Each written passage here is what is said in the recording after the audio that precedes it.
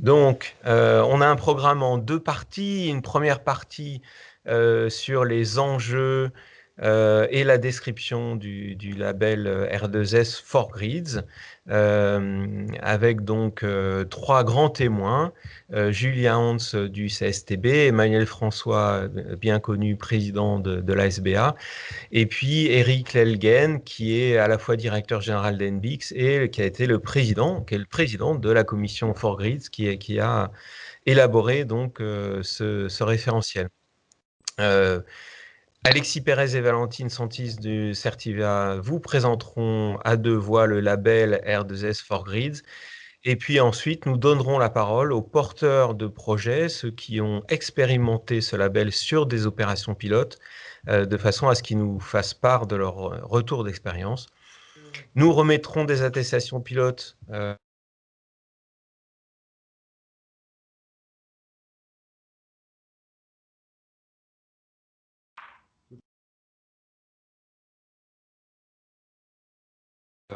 pour ceux qui ne connaissent pas encore tout à fait Certivea, quelques mots. Est-ce qu'on peut passer le merci? Donc, nous sommes une filiale du CSTB, le Centre scientifique et technique de bâtiment. Notre vocation est d'accompagner les professionnels de l'immobilier, de la construction, mais aussi de l'aménagement des territoires dans les transitions. Alors, les transitions qui sont à l'œuvre aujourd'hui dans nos domaines, ce sont des transitions bien sûr énergétiques et environnementales, on en parle beaucoup en ce moment, mais également des transitions sociétales et numériques. Ces transitions ont une vocation évidemment d'améliorer la qualité de vie de nos citoyens, mais aussi d'aller vers une ville et des modes de vie plus durables. Et pour ça, on travaille à la fois à l'échelle des bâtiments, donc bâtiments non résidentiels, construction, bâtiments en rénovation, bâtiments en exploitation, pas seulement les bâtiments neufs, on travaille sur les bâtiments sur tout l'ensemble de leur cycle de vie. Nous travaillons donc aussi à l'échelle quartier, donc pour l'aménagement urbain durable, et également sur les infrastructures, que ce soit des infrastructures de transport, de traitement de déchets ou de production d'énergie, qui sont des composantes également essentielles de la ville durable. Pour accompagner donc les transitions, nous proposons un certain nombre de services, d'évaluation, de certification, des labels, mais aussi de la formation, de la reconnaissance de compétences et des services de benchmark. Voilà, on fait tout ça au travers d'approches globales ou d'approches thématiques. Alors, pour les approches globales, donc, nous délivrons la marque HQE, fort d'un partenariat avec l'Alliance HQE. Donc, l'approche globale HQE, c'est le respect de l'environnement, la qualité de vie, la performance économique et le management responsable pour les quartiers, les infrastructures et les bâtiments. Et si on continue dans la roue, dans le sens des aiguilles d'une montre, vous voyez donc défiler les différentes approches thématiques, Osmose pour la qualité de vie, le label accessibilité pour l'accessibilité, Serenity pour la sécurité, F-Energy pour l'énergie, BBCA pour le bas carbone, E+C- pour l'énergie carbone, biosourcé pour le biosourcé, Biodiversity pour la biodiversité et R2S pour le numérique, R2S Ready to Services, qui est justement un projet que nous menons avec la SBA et qui va être le socle de ce qu'on va vous présenter aujourd'hui. Donc sur la diapo suivante, on voit la démarche donc qu'on a construit par étapes, dans une vision partagée bien sûr avec les SBA, qui établit les cadres des références et sur la base desquels nous sommes chargés d'élaborer des référentiels de labellisation. Donc nous avons identifié 3 étapes. Le bâtiment connecté, donc il définit les conditions de connectivité du bâtiment, c'est aussi simple que ça. Donc il faut bien sûr, pour qu'un bâtiment soit connecté et communicant, qu'il soit d'abord connecté au réseau Internet. Alors il y a évidemment plusieurs façons de faire, plus ou moins sécurisées, plus ou moins performantes. La deuxième étape, c'est le bâtiment communicant. Donc là, on va définir toutes les conditions techniques et organisationnelles pour accueillir des services, Donc ces conditions, c'est ce qui est décrit dans le cadre, de référence du bâtiment, connecté et communicant. Donc bien sûr, il faut que le bâtiment soit connecté, mais on a aussi besoin d'un réseau smart qui distribue la donnée, on va dire, à tous les étages du bâtiment pour pouvoir, comme finalement le 5e fluide du bâtiment. On a bien sûr besoin d'interopérabilité pour pouvoir ensuite connecter à ce réseau smart à la fois tous les équipements, les capteurs, qui sont nécessaires donc pour apporter les services, mais également accéder bien sûr aux services eux-mêmes, quel que soit l'endroit où ils se trouvent, que ce soit dans le cloud ou plus localement. Et puis ensuite, il y a toute une couche d'exigence sur le management responsable, la sécurité, la protection des données, etc., bien sûr, qui accompagne ce bâtiment communicant.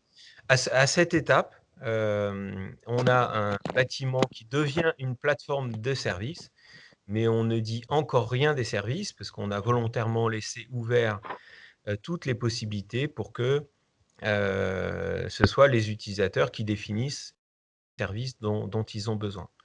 Troisième étape, ben, on arrive au service cette fois-ci, on commence à décrire les services. Donc on appelle cette étape le bâtiment serviciel. Donc la plateforme de service prend forme et n'est plus seulement potentielle, mais prend forme au bénéfice des bâtiments et de ses occupants. Et 4Grids, c'est la première extension servicielle à cette étape. Donc sur la planche suivante, on voit bien sûr que ce référentiel R2S 4Grids, qui est donc le résultat d'un partenariat entre SBA et Certivea, s'appuie sur le socle d'R2S et décrit toutes les exigences qui sont nécessaires. Excusez-moi, si je ne sais pas qui a un C'est micro ouvert, si vous pouviez couper le micro. Voilà, merci beaucoup, puisqu'on est on est 200, plus de 200. Donc, je pense que c'est important qu'on puisse se comprendre. Merci. Et donc, cette extension R2S for Grid, évidemment, dédiée à l'énergie, va permettre d'améliorer la performance énergétique des bâtiments grâce au numérique et à un numérique responsable, pas n'importe quel numérique. Je vais vous en dire 2 mots très bientôt. Donc, le socle, c'est le label R2S que nous avons lancé il y a plusieurs mois maintenant avec la SBA. Donc, quelques mots sur le déploiement de R2S. On a plus de 50 sites qui sont engagés, qui représentent environ 1 million de mètres carrés, avec des maîtres d'ouvrage dont vous avez les noms qui sont ici. Donc, vous voyez qu'il y a à la fois des maîtres d'ouvrage publics et des maîtres d'ouvrage privés. Dans les phasages des bâtiments qui sont engagés, on a 10% des bâtiments en exploitation, 70% en construction. Donc là, je crois qu'on a un petit problème technique. Je pense ne pas être le seul à avoir un écran noir. Donc du coup, je continue en reprenant mes notes. 70% donc en conception-réalisation sur du neuf et 20% en conception-réalisation sur de la rénovation. Dans les usages des bâtiments qui sont engagés, on a à la fois des bâtiments de bureaux, des établissements d'enseignement et des établissements de santé.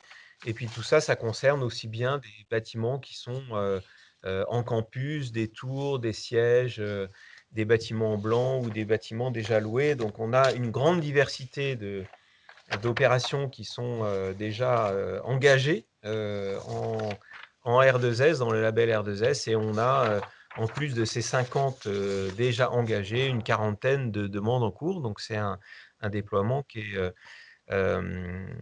tout à fait satisfaisant, même si bien sûr, on n'est qu'au début de l'histoire. Alors quelques mots pour conclure sur cette introduction. Vous l'avez compris, Certivea est un acteur engagé de la ville durable, donc engagé dans le développement durable. On est convaincu que le numérique peut être un des outils de cette transition vers un monde plus durable, mais pas à n'importe quelle condition, pas n'importe quel numérique. C'est pour ça que nous parlons de numérique responsable. Le numérique, peut avoir des effets positifs, mais aussi des effets négatifs sur l'environnement, sur la santé, sur la protection des données. Qu'est-ce que c'est qu'un numérique responsable? C'est un numérique, dans notre définition bien sûr, c'est un numérique qui, d'abord est utile pour les transitions, c'est-à-dire qui maximise des effets, vers les transitions, qu'elles soient énergétiques, environnementales ou sociétales. Et un numérique qui minimise ses effets négatifs, sur la santé, sur l'environnement, mais aussi sur, la protection des données personnelles, ou sur la sécurité.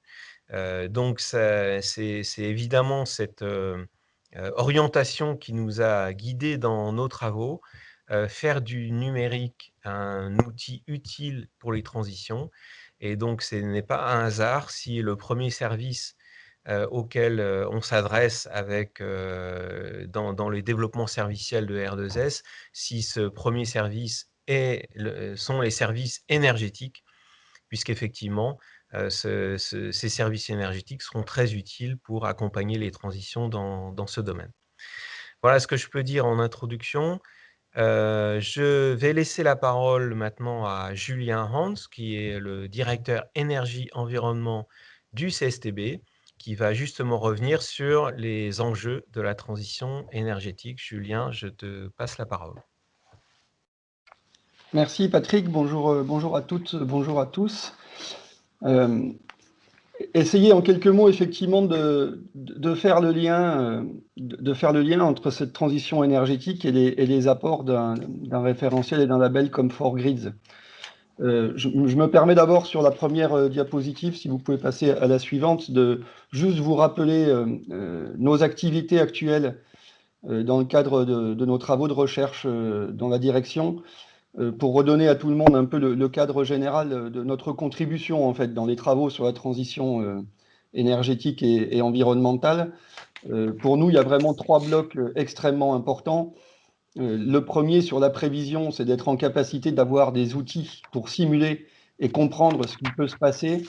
Vous l'avez bien compris ces derniers temps, c'est de la simulation à la fois à l'échelle des bâtiments, mais aussi de plus en plus de la simulation aux échelles urbaines, puisque c'est là que sont les grands enjeux, et sur deux composantes principales, les analyses de cycle de vie d'un côté pour comprendre l'ensemble des performances environnementales, donc la transition environnementale et pas juste énergétique, en plus de la simulation. Le deuxième grand axe, et principalement sur la performance énergétique, c'est d'être en capacité de vérifier ce qui se passe pour de vrai. On y reviendra largement avec 4Grids, mais il faut attaquer la performance en service telle qu'elle est et pas uniquement telle que je la calcule et je pense qu'elle sera. Et le troisième axe, qui nous concerne un petit peu moins aujourd'hui, quoique c'est le sujet principal d'apporter des éléments d'aide à la décision pour aider à la gestion et rénovation du parc, qui est, vous le savez, l'enjeu majeur pour les impacts de terrain. Très clairement, pour que l'on fixe bien les idées, Patrick me demande de nous repositionner tout ça dans le cadre de la transition énergétique. Il faut toujours bien rappeler quand même qu'il faut bien connaître son ennemi. Donc je vais ne parler que de carbone et d'émissions de gaz à effet de serre, mais il faut bien connaître son ennemi. Et c'est vrai que souvent, on s'aperçoit qu'on ne maîtrise pas bien où sont les enjeux. Un citoyen français aujourd'hui, c'est en gros 11 tonnes de CO2 d'émissions par an. Et ce qui est intéressant, c'est que les bâtiments et les quartiers au sens large représentent directement presque la moitié de ces émissions-là. Et surtout, c'est ça le plus important, on évalue les gains à 3,5 tonnes, c'est-à-dire que le bâtiment et le cadre bâti en émissions directes, c'est 4,5 tonnes. Et si on réfléchit à ce qu'on peut faire, on se dit qu'il est envisageable de les abattre jusqu'à 1 tonne, donc les gains attendus sont considérables. Alors, très clairement, ayant compris ça, les gens se mobilisent. Et vous voyez bien que les logiques qui ont mis longtemps à émerger, comme les analyses de cycle de vie, les approches un peu plus c'est moins à l'échelle bâtiment, se multiplient très vite et se développent surtout aux échelles supérieures parce qu'on a compris que les enjeux sont aussi de traiter le bâtiment dans le cadre de son quartier. Alors, vous voyez bien que, si on peut passer à la slide suivante, que ce soit à l'échelle du quartier ou à l'échelle du bâtiment, ça va nous pousser à avoir des bâtiments extrêmement performants. Sur le plan du carbone, bien sûr, c'est un peu nouveau, et d'être toujours plus performants et encore plus performants sur le plan des consommations d'énergie, où là, on était quand même déjà plutôt dans une démarche très vertueuse depuis quelques années. Là, j'ai un écho qui revient. Ouais, peut-être un micro allumé. Alors, le point clé à tout ça, c'est que il faut bien voir que de nombreuses offres vont se développer. Hein, pour répondre à ces enjeux-là, il va nous falloir tout un tas de nouvelles technologies ou tout un tas de nouvelles solutions.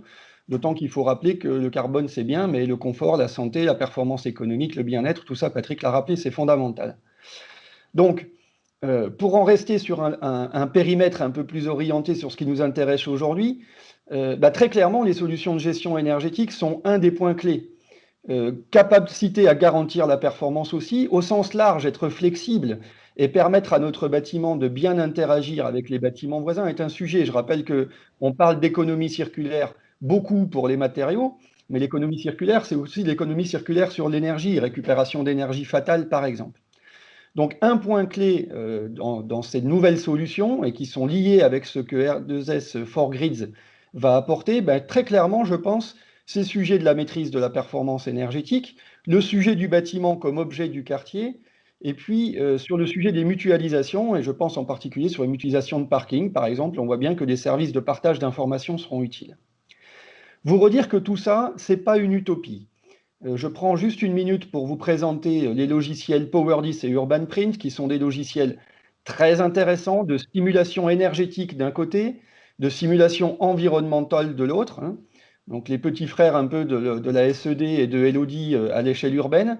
Ces logiciels qui se développent dans le cadre de l'Institut de transition énergétique Efficacity sont des réalités, sont en train d'émerger et de sortir à disposition des acteurs et vont nous permettre de comprendre comment mon bâtiment peut apporter une meilleure empreinte environnementale et une meilleure consommation d'énergie à ces échelles-là.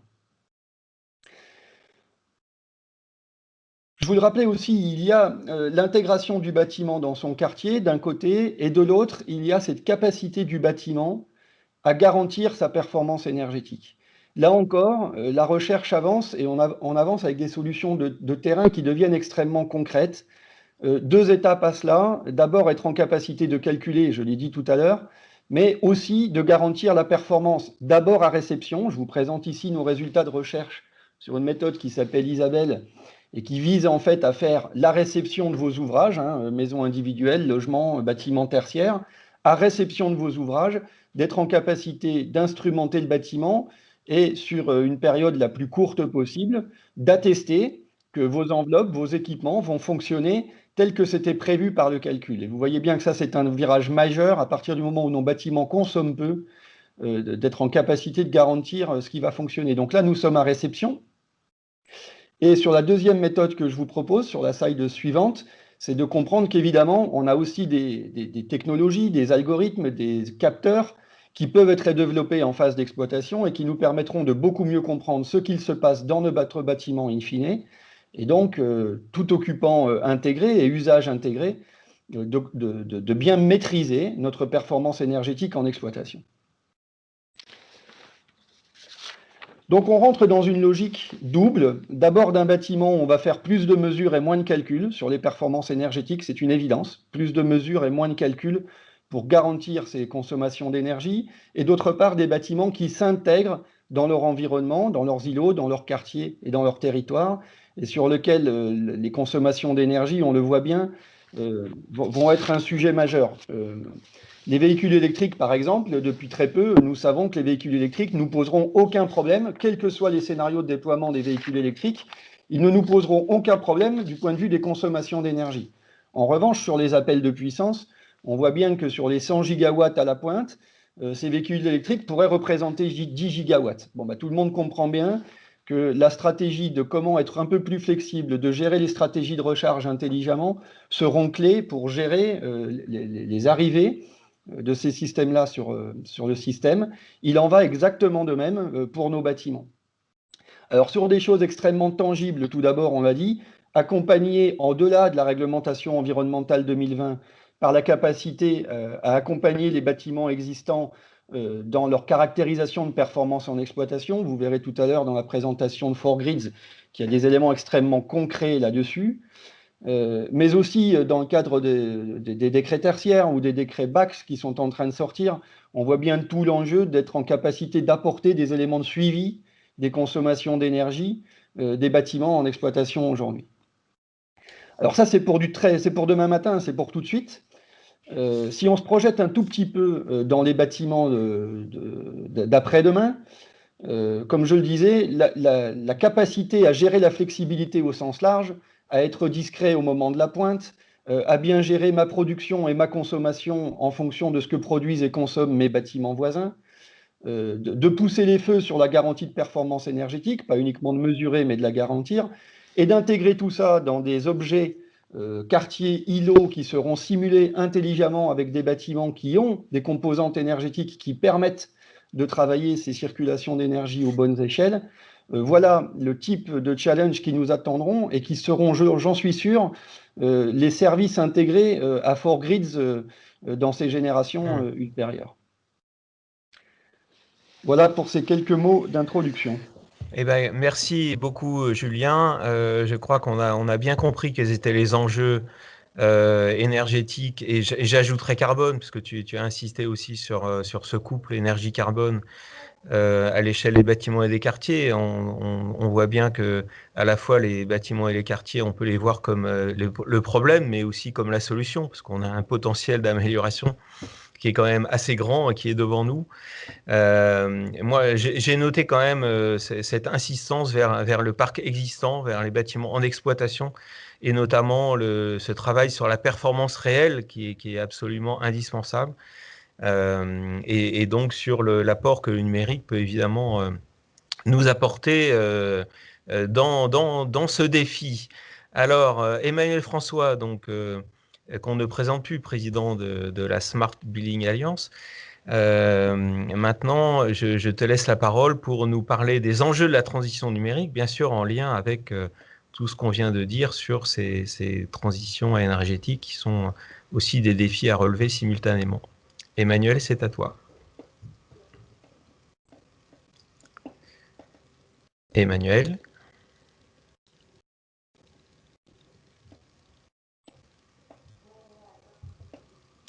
Alors, je crois qu'on a un problème. Ce sont les aléas du direct, comme on dit. Est-ce que quelqu'un a des nouvelles d'Emmanuel? Son micro est coupé, en fait.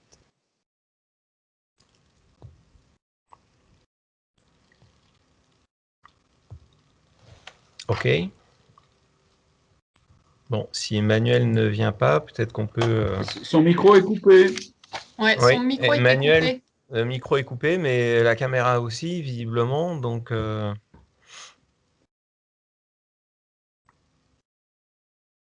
est-ce que Eric Lelgen peut enchaîner? Eric, vous êtes là? Ça laissera peut-être le temps...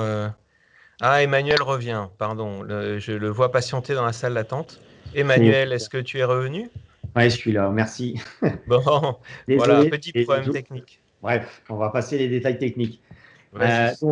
Je suis très heureux d'être ici présent. Merci pour cette transition, Patrick, pour la confiance que vous nous accordez. Et je suis très heureux de porter ici la première déclinaison servicielle de R2S dédiée à l'énergie, 1 an et demi après le lancement officiel du cadre de référence Ready to Service. C'est un événement important pour la SBA qui porte cette vision depuis 8 ans.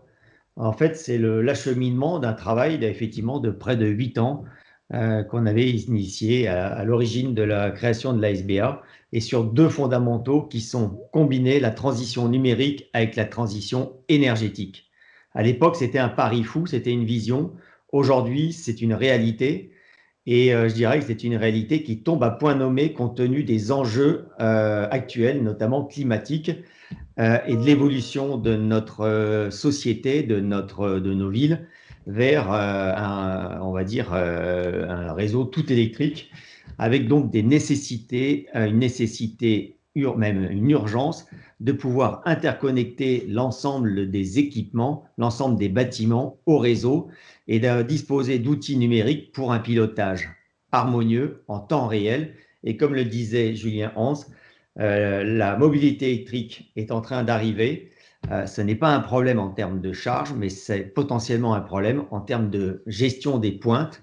Et là, une fois de plus, on voit que Ready to Grid arrive au point nommé, puisque la mobilité électrique est en train de converger avec le bâtiment. Et donc, forcément, il faut pouvoir agir sur les bâtiments pour gérer ces pics de consommation. Donc, l'ASBA, en gros, c'est aujourd'hui une organisation, je le répète, unique au monde par sa transversalité. Et comme je vous l'ai dit, c'est l'objectif numéro 1, c'est d'accompagner tous les acteurs dans leur transition numérique combinée à leur transition environnementale. On passe.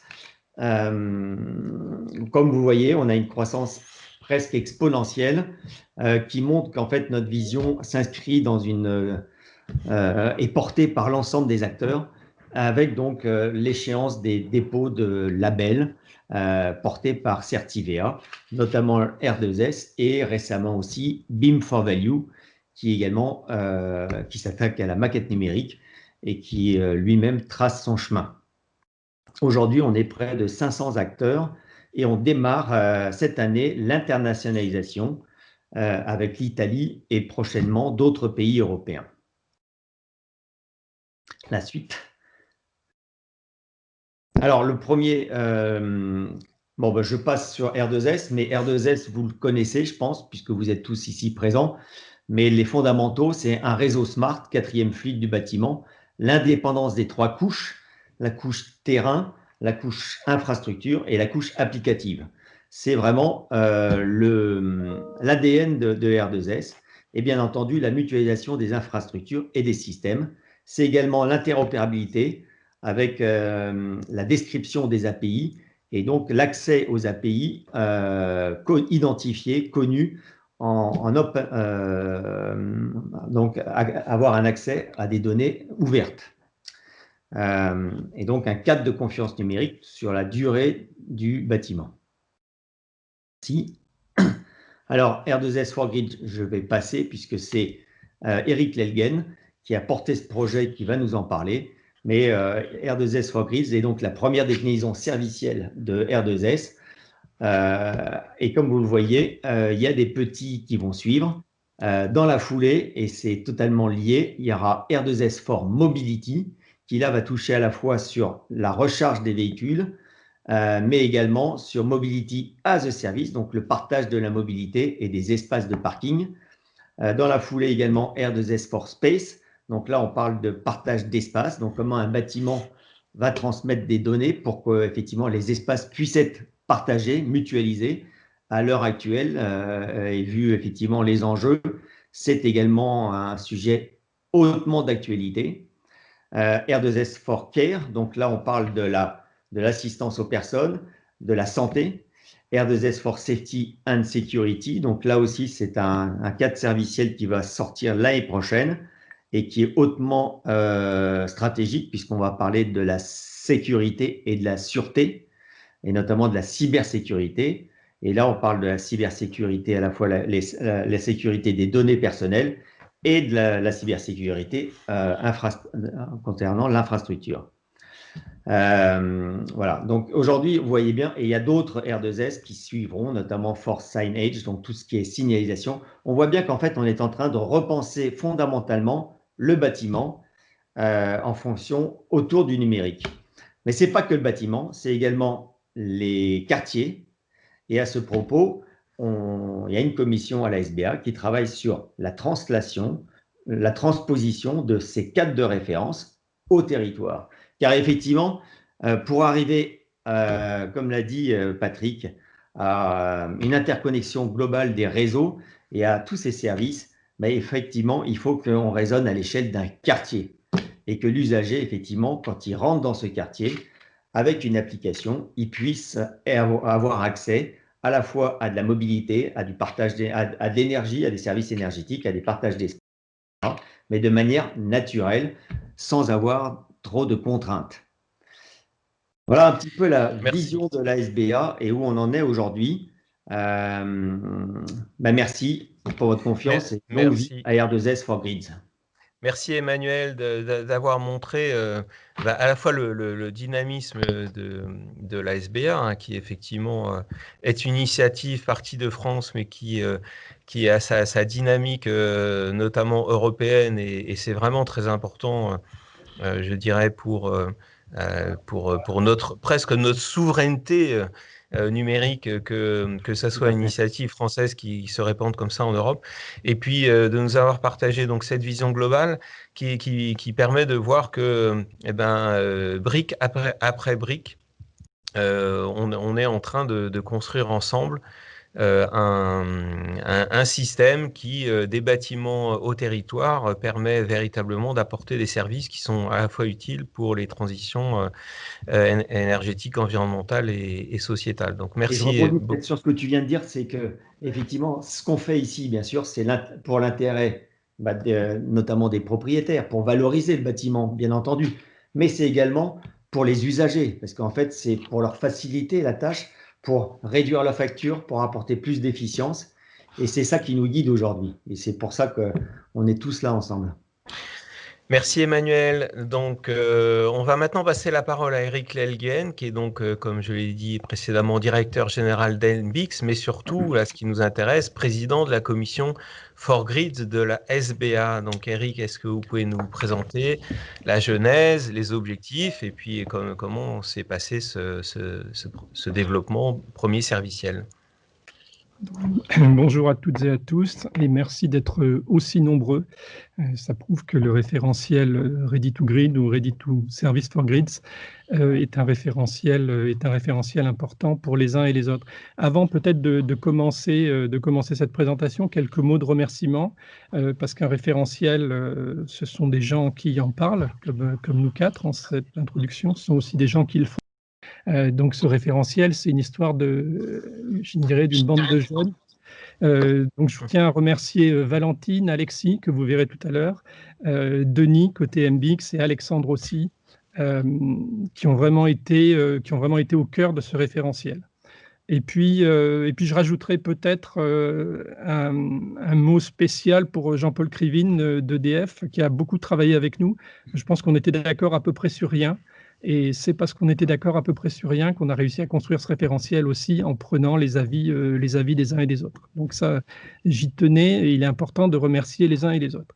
Alors ensuite, pourquoi ce référentiel? Ce référentiel, vu d'MBX, c'est quelque chose qu'on avait déjà dans les cartons, puisqu'il reprend très largement une étude qu'on avait pu réaliser pour un aménageur, le PA Plaine du Var, en 2015.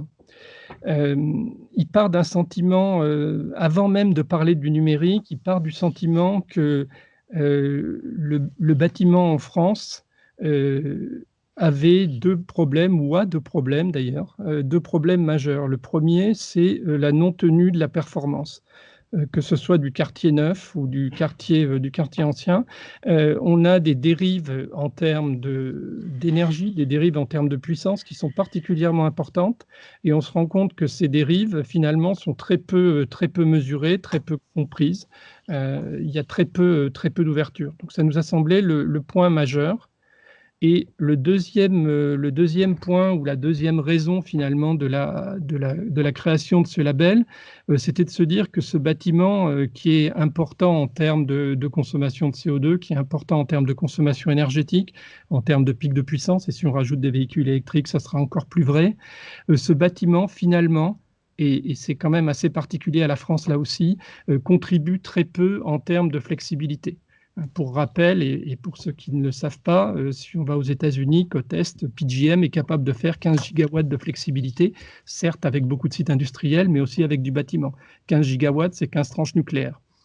Donc on voit bien que, je dirais, pour des raisons qui dépassent très largement le cadre technique, on a une certaine, je dirais, on reste dans un certain confort, donc moins on mesure et moins on se dit les choses, et plus on va mettre sur le dos d'usage une non-performance du bâtiment quand le problème est peut-être un problème d'enveloppe ou d'exploitant qui ne fait pas bien son travail. Donc ça, c'est le premier élément. Et le deuxième élément, parce que la France n'est probablement pas le pays du monde qui favorise le plus la pénétration des énergies renouvelables, on ne donne pas la contrepartie aux énergies renouvelables, qui sont les éléments éléments de flexibilité qui vont bien. Ça nous permet de rester dans le mix énergétique existant. Donc, il y a des sous-jacents derrière qu'il faut bien comprendre. Et Ready to Service for Grid, finalement, c'est un des éléments qui veut faire évoluer les choses. Alors, évoluer, ça veut dire finalement que la donnée va sortir du bâtiment, que cette donnée, elle va devenir publique et qu'on va être capable de comprendre ou de mettre le doigt sur la raison d'une dérive et éventuellement être capable de prendre les décisions qui vont bien. Donc ça, c'est le premier élément important. Le Gmelec, par exemple, a fait un très beau travail autour de GoFlex sur la flexibilité. Nous, on a voulu adresser la flexibilité, mais on a voulu aussi adresser les problématiques de tenue de la performance parce que ça nous semble un élément clé. Ça nous semble un élément clé parce qu'un bâtiment qui ne tient pas ses performances, et c'est comme ça qu'on le fait en France, ça veut dire derrière des moyens réseaux, que ce soit un réseau de chaleur, réseau de froid, réseau électrique, ça veut dire derrière des moyens qui vont être surdimensionnés, parce que quelque part, on va se dire la performance à un instant donné, c'est ce qui est annoncé, mais on y croit guère. Et ça, si vous discutez avec CPCU, si vous discutez avec Enedis, avec les différents acteurs du réseau, ils vous diront tous à peu près la même chose, puisqu'on n'a pas confiance, on surdimensionne. C'est surdimensionnement. La Creux en France fait assez peu d'études sur ces sujets-là pour de bonnes raisons. Il suffit d'intervenir. Mais les Anglais ont fait l'équivalent de la Creux en Angleterre, a fait une étude. On pense qu'au travers de cette technologie du Smart Grid et R2S for Grid en est un élément, on doit être capable de réduire de 20% les investissements sur le réseau. Et je parle de réseau électrique, on est encore sur des chiffres plus importants sur le réseau de chaleur. Donc notre objectif à nous premier, c'est effectivement de mesurer pour être capable de comprendre les dérives et être capable de réduire ces dérives. Et je dirais que derrière un Ready to Service for Grid, il y a aussi évidemment un élément, je dirais, contractuel, c'est se donner les moyens de mesurer, donc de pénaliser des acteurs qui ne tiendraient pas la performance. Donc ça c'est important de se le dire, sinon on ne comprend pas la logique de ce référentiel. Ensuite, donc j'ai pas partagé, M. Innocent, tous les éléments de votre introduction, mais il y en a un que j'ai beaucoup aimé, c'est le numérique responsable. Donc le numérique responsable, ça me semble aussi un élément important et clé. Je peux reprendre ici la prise de position du patron de Schneider à un moment donné, Tricouart, qui disait « Nous, on ne fait pas du big data, mais on fait du small data, mais la data, on la sélectionne de manière pertinente. » Et on est exactement dans cette logique-là sur Ready to Service for Grid. C'est-à-dire qu'on n'est pas en train de dire Ready to Service for Grids a besoin de la 5G, il n'a même pas besoin de la 4G. On est en train de dire que Ready to Service for Grids va sélectionner les bonnes données qui vont permettre de mesurer la performance du bâtiment. Ce n'est pas forcément ce que les géants du numérique veulent entendre, pas forcément ce que les géants des télécoms veulent entendre, mais c'est ça un numérique responsable. C'est pointer la bonne donnée, la donnée dont on a besoin. Moi, j'ai commencé ma carrière il y a quelques années maintenant. Dans les années 90, on pilotait tout le réseau électrique grec avec des lignes à 1200 baux. Donc, on est capable de faire ça en sélectionnant la bonne donnée. Donc, c'est cette logique-là qu'on veut mettre en place au niveau de Ready to Service for Grids. Donc, pour nous, Ready to Service for Grids, c'est une pierre à l'édifice. C'est aussi, et c'est important, la première déclinaison servicielle de Ready to Service. Donc c'est, oui, effectivement, for Grids qui s'appuie sur Ready to Service, mais c'est aussi for Grids qui a pour objectif de faire évoluer Ready to Service. On n'a pas beaucoup parlé de Ready to Service Connect, une très belle évolution de Ready to Service.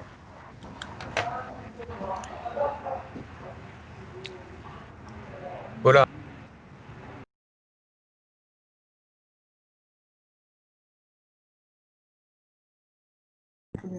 Vous avez coupé votre micro, Monsieur Le Guen. Pardon, excusez-moi pour cette erreur. Donc, oui, je disais, donc, en tant que première brique servicielle, elle est là pour faire évoluer Ready to Service. Ça, c'est le premier élément. Et le deuxième élément, mais là, je compte beaucoup sur Valentine et Alexis, ils vont nous le décrire en détail. Le niveau d'exigence doit être maintenu parce qu'un label, ça peut être la meilleure ou la pire des choses. La pire des choses serait qu'on donne ce label un peu trop gratuitement et que finalement, on ne résolve pas des problèmes qui sont clés, parce que dans la transition énergétique, le bâtiment a un rôle majeur à jouer. Voilà, donc j'en ai fini et puis on va pouvoir laisser la parole à ceux qui ont fait.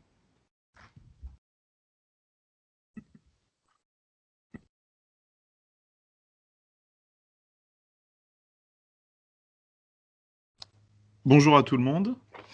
Je m'appelle Alexis Pérez. Merci Eric pour cette présentation. Et on vous rassure directement, on a mis les bons éléments pour que le label soit de qualité et puisse faire monter tous les acteurs de la filière du bâtiment et du numérique en même temps. Et ce point-là, on le détaillera plus précisément avec Valentine, qui est chargée de projet au sein de Certivia et qui rentrera plus précisément dans ce que contient ce référentiel 4Grids. Donc je vais débuter dès maintenant avec, comme précédemment, un slide de remerciement et également de rappel sur ce que c'est un label.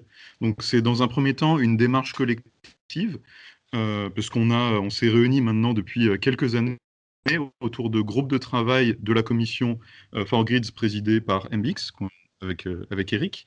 Et je pense qu'il peut en témoigner, et toutes les personnes présentes peuvent témoigner du nombre de réunions et d'échanges qu'on a eus, certains enflammés, mais qui ont permis à la fin d'aboutir à un référentiel qui a vraiment été co-construit avec l'ensemble des acteurs de la filière, des AMO, des maîtres d'ouvrage, des maîtres d'œuvre, qui ont permis de concourir à la bonne réussite et à la bonne rédaction de cet élément-là. Donc ça s'est fait à travers des groupes de travail, mais également à travers un appel à commentaires, qui est comme les opérations pilotes dans l'ADN en quelque sorte de Certivea, puisque on a diffusé largement le référentiel pour qu'il puisse être commenté par toutes les personnes qui ne pouvaient pas rejoindre les groupes de travail, qui voulaient lire le référentiel de chez eux, etc. Donc on a reçu environ 150 commentaires qui ont permis d'accumuler des retours d'expérience, donc de la part d'AMO Smart, d'énergéticiens, de spécialistes de l'environnement, également d'institutionnels comme le JMELEC dont on parlait tout à l'heure, le CSTB. Donc ça a été des retours avec le groupe de travail en quelque sorte en salle théorique, même si on utilise des retours d'expérience. Et ensuite, on est venu tester concrètement le référentiel sur le terrain autour de cette opération pilote qui témoigneront juste après de leur retour d'expérience. Donc on a voulu bien évidemment que ces projets soient le plus variés possible, tant dans leur surface, donc on avait des petits projets et des projets plus importants, tant dans leur phase, parce qu'on le verra tout à l'heure, on s'adresse à la fois aux bâtiments qui sont en conception, également des bâtiments qui étaient en rénovation, en neuf, en exploitation, et également des bâtiments qui avaient des ambitions sur le plan énergétique qui pouvaient être également variées et qui ne visaient pas, qui n'avaient pas forcément les mêmes attentes et les mêmes besoins. Donc ces éléments-là ont permis de nous confronter au maximum de cas possibles pour rédiger et affiner le référentiel par rapport à ces opérations. Donc dans les slides qui vont venir, je vais faire un rappel des principaux enjeux de 4Grids. Dans un premier temps, on a les enjeux qui sont liés à l'énergie. Donc, pour rappel, au niveau du coût d'exploitation d'un immeuble de bureau, en 2018, la dépense la plus importante est celle qui est liée à l'énergie, avec 24%, suivi de la maintenance technique avec 22%. Et ça, c'est un point qui est important, et c'est pour ça aussi que c'est la thématique, c'est le service qui a émergé en premier chez le maître d'ouvrage, c'est que c'est vraiment un enjeu très important pour eux sur le plan économique, et on voit qui plus est que la consommation finale et le coût de l'énergie est en constante augmentation depuis les années 2000. Qu'est-ce qu'on peut mettre face à ça? On a également quelques chiffres qui permettent de mettre en avant que il y a des moyens qui permettent de justement réduire ces consommations. Donc on a des chiffres avec un rapport du JMELEC que je vous invite à consulter, qui met en avant que le fait de mettre en place un système de gestion active permet de réaliser 30 à 60% d'économie d'énergie sur le bâtiment. Mais le bâtiment et 4Grid ne s'appuie pas uniquement sur la mise en place du système de gestion actif, il se positionne sur plusieurs piliers qui permettent de réduire les consommations. On a également tous les enjeux liés à la sensibilisation des occupants qui permettent de mettre en avant qu'en mettant en avant des challenges, des éco-gestes, on peut arriver à 10 à 30% d'économie d'énergie. On a également, comme on le verra tout à l'heure, des éléments sur la sensibilisation ou la formation des exploitants du bâtiment. Donc voilà pour les enjeux qui sont liés aux aspects énergétiques.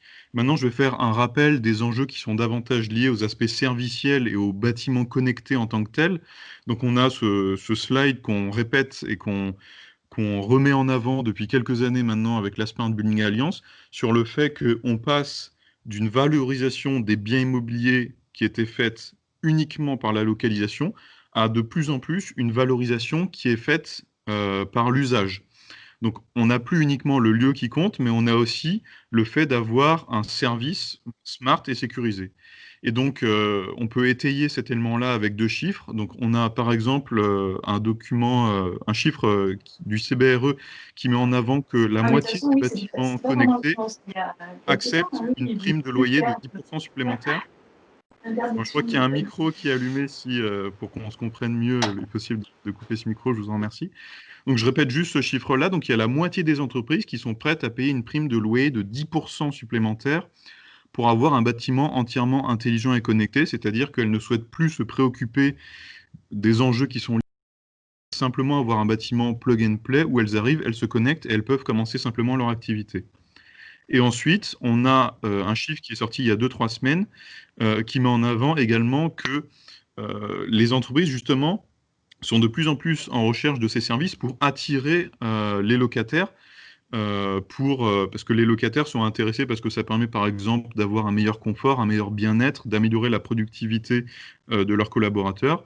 Et donc ce chiffre qui met en avant qu'il y a 25 points de pourcentage supérieur en termes de taux d'occupation pour un bâtiment serviciel versus un bâtiment qui n'apporterait pas de service. Je termine sur les enjeux.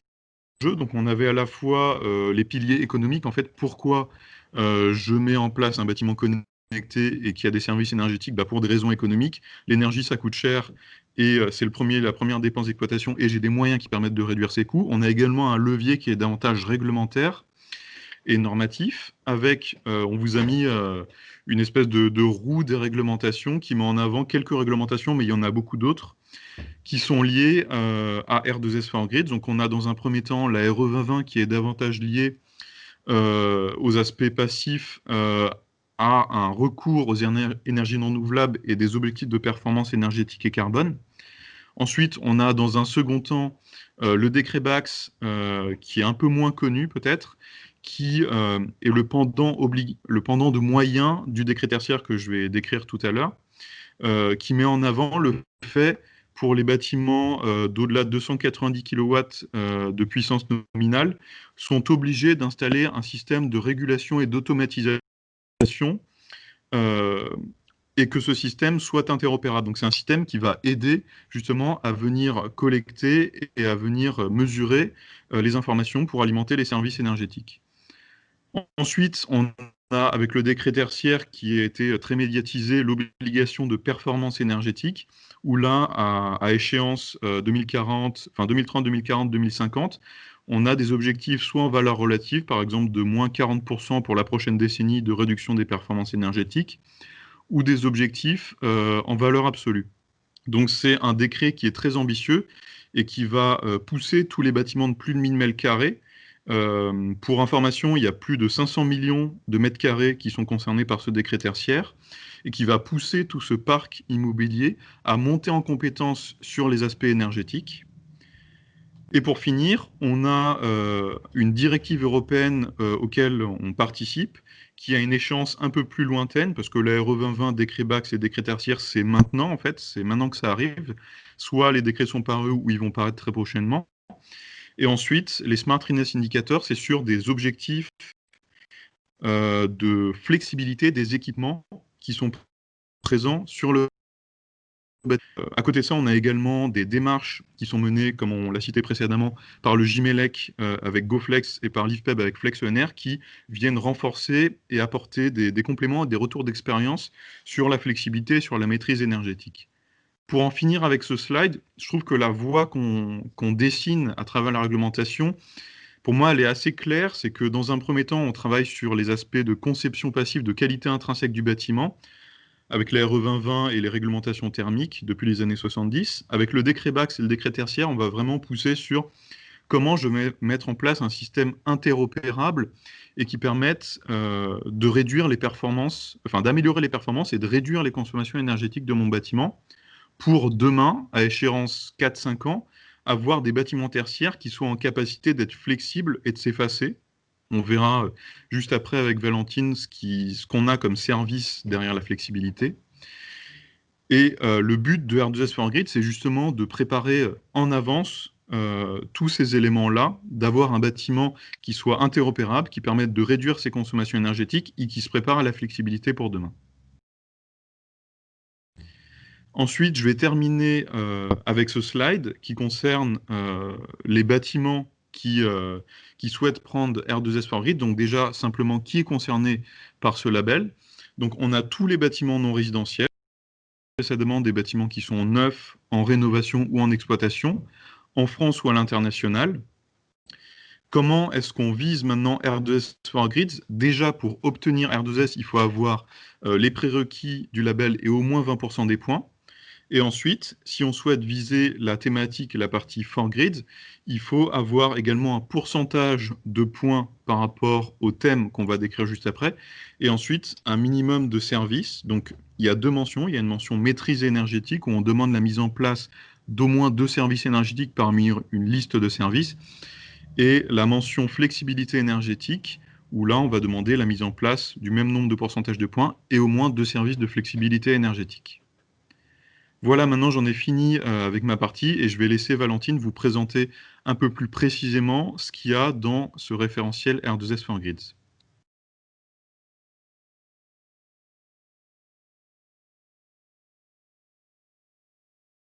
Oui, merci beaucoup Alexis. Donc rebonjour à tous, je me présente, Valentine Santis, chargée de projet innovation à Certivia avec Alexis, donc autour des sujets liés au territoire et à l'énergie. Et j'ai eu la chance de participer à l'élaboration de l'extension for Grids du label R2S dont je vais vous présenter le contenu. Donc for Grids est composé de 5 thèmes avec des sous-thèmes que vous pouvez voir sur cette slide. L'objectif ici, c'est d'améliorer la performance énergétique des bâtiments et répondre aux divers enjeux qui vous ont été présentés précédemment. La réflexion de for Grids a été de se centrer sur les services énergétiques, puisque avec for Grids, le bâtiment n'est plus en capacité de, mais propose effectivement des services énergétiques en fonction des besoins du projet. Ces services sont accompagnés d'exigences recommandées au sein des autres thèmes, donc communication, données, performance énergétique et management responsable de l'énergie, pour une mise en place effective et opérationnelle de ces services.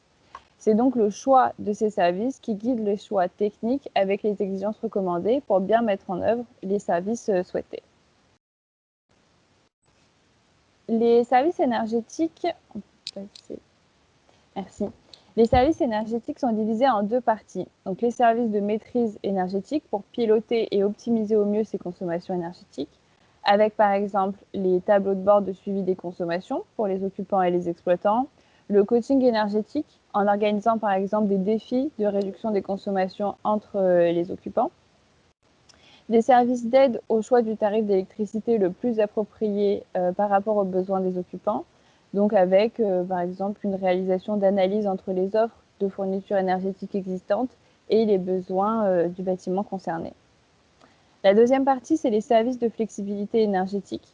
Donc pour rappel, la flexibilité énergétique, c'est la capacité d'un bâtiment à moduler sa puissance en fonction d'un signal tarifaire ou d'un ordre de flexibilité, avec par exemple un contrat de flexibilité avec Enedis ou avec un agrégateur. Donc un agrégateur, c'est une personne qui fera le lien entre les besoins et demandes du réseau d'électricité nationale et votre bâtiment. Donc comme service de flexibilité énergétique, on a par exemple l'optimisation de la température intérieure en respectant toujours le confort des occupants, la prévision de la production en cas de production d'énergie renouvelable sur site ou prévision des consommations, et dispositif de valorisation des effacements lorsque la consommation est modulée en fonction des besoins du réseau national et participation à la réduction des pics des consommations à l'échelle nationale via des mécanismes de flexibilité. Donc les bénéfices de ces services sont variés en fonction de ceux qu'on choisit, et ça va être d'optimiser et piloter ses consommations énergétiques, minimiser les coûts liés à l'énergie en respectant toujours le confort des occupants, faciliter l'intégration et la production des énergies renouvelables locales, équilibrer et gérer les pointes des consommations sur les réseaux d'énergie lors de la mise en place de dispositifs de flexibilité énergétique.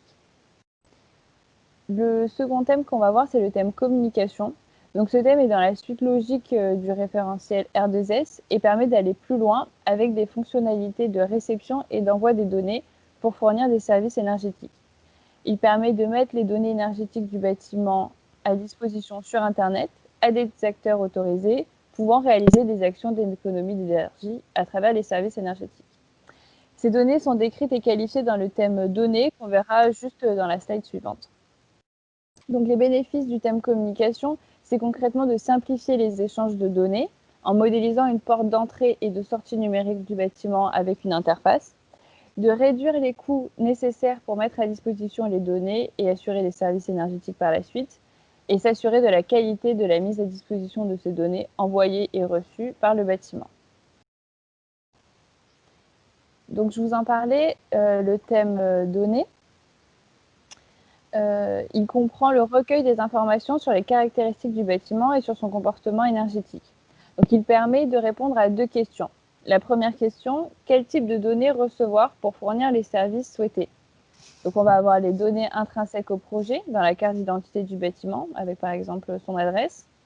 Les facteurs d'influence, donc ça peut être la température extérieure ou le taux d'occupation. Et les données énergétiques de consommation, production et stockage en cas de production locale d'ENR. La deuxième question, c'est comment qualifier ces données? Les exigences du sous-thème qualité des données visent à s'assurer que les données communiquées par le bâtiment pourront être facilement exploitables et fiables pour rendre des services énergétiques par la suite. Donc le bénéfice du thème données, ça va être de définir les leviers d'action pour améliorer les performances énergétiques du bâtiment, centraliser les informations qui vont alimenter effectivement les services énergétiques et rendre les données exploitables pour les utiliser dans le but de fournir des services énergétiques. On va maintenant voir un autre thème. Donc, les retours d'expérience qu'on a eus nous démontrent que les écarts entre conception et exploitation entraînent des surcoûts et des mécontentements des occupants. C'est pourquoi, avec le thème performance énergétique, l'ambition ici, c'est de garantir la performance fixée en conception et de maîtriser les consommations énergétiques jusqu'à l'exploitation du bâtiment. Donc ça va être fait grâce à la simulation énergétique dynamique, à la maîtrise et à l'amélioration des performances énergétiques, à la production locale d'énergie renouvelable et à la consommation directe de cette énergie avec des exigences sur l'autoconsommation. Les bénéfices de ce thème, ça va être d'améliorer le dimensionnement du bâtiment dès la conception, de réduire les écarts entre objectifs de performance fixés en conception et ce qui est réellement constaté en exploitation, et de se fixer des objectifs de performance, les traduire en actions opérationnelles pour les atteindre après effectivement en exploitation. Enfin, le dernier thème du référentiel, donc c'est le thème management responsable de l'énergie. Le thème management responsable, c'est un thème qui est récurrent dans les certifications et les labels de Certivea. Il a pour objectif d'impliquer l'ensemble des parties intéressées pour mettre en œuvre des bonnes pratiques afin d'optimiser ses consommations énergétiques. Donc on va avoir par exemple la sensibilisation des occupants pour qu'ils puissent connaître le bâtiment qu'ils occupent et avoir un comportement qui est en accord avec sa conception. Comme l'a dit précédemment Alexis, la sensibilisation des occupants, ça peut représenter 10 à 30% d'économie d'énergie. On va aussi avoir l'implication des exploitants et la mise en œuvre d'une vérification des équipements avec du commissionnement énergétique et numérique. À savoir qu'une meilleure régulation des équipements, donc chauffage, refroidissement, ventilation, peut permettre plus de 15% d'économie sur les factures énergétiques. Donc les bénéfices directement de ce thème, ça va être d'optimiser ses consommations énergétiques, d'atteindre en exploitation les niveaux de performance fixés en conception, grâce au conditionnement ou à la sensibilisation des occupants et des exploitants. Donc j'en ai fini sur la présentation du référentiel et le contenu de ces exigences. Je vais maintenant vous présenter les supports de communication qui seront à votre disposition pour présenter justement cette extension du label R2S sur l'énergie.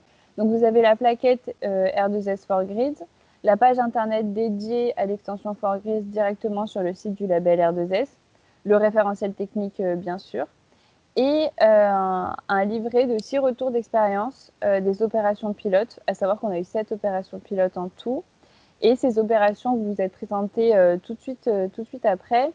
Pour information, l'opération RTE, elle a été pilote for Grids, mais elle n'a pas été disponible pour être présentée aujourd'hui, mais elle sera bien représentée lors de la remise des attestations de pilote en fin de cet événement. Donc, Jean-Éric Fournier, la parole est à vous pour la présentation de votre projet 21 Market.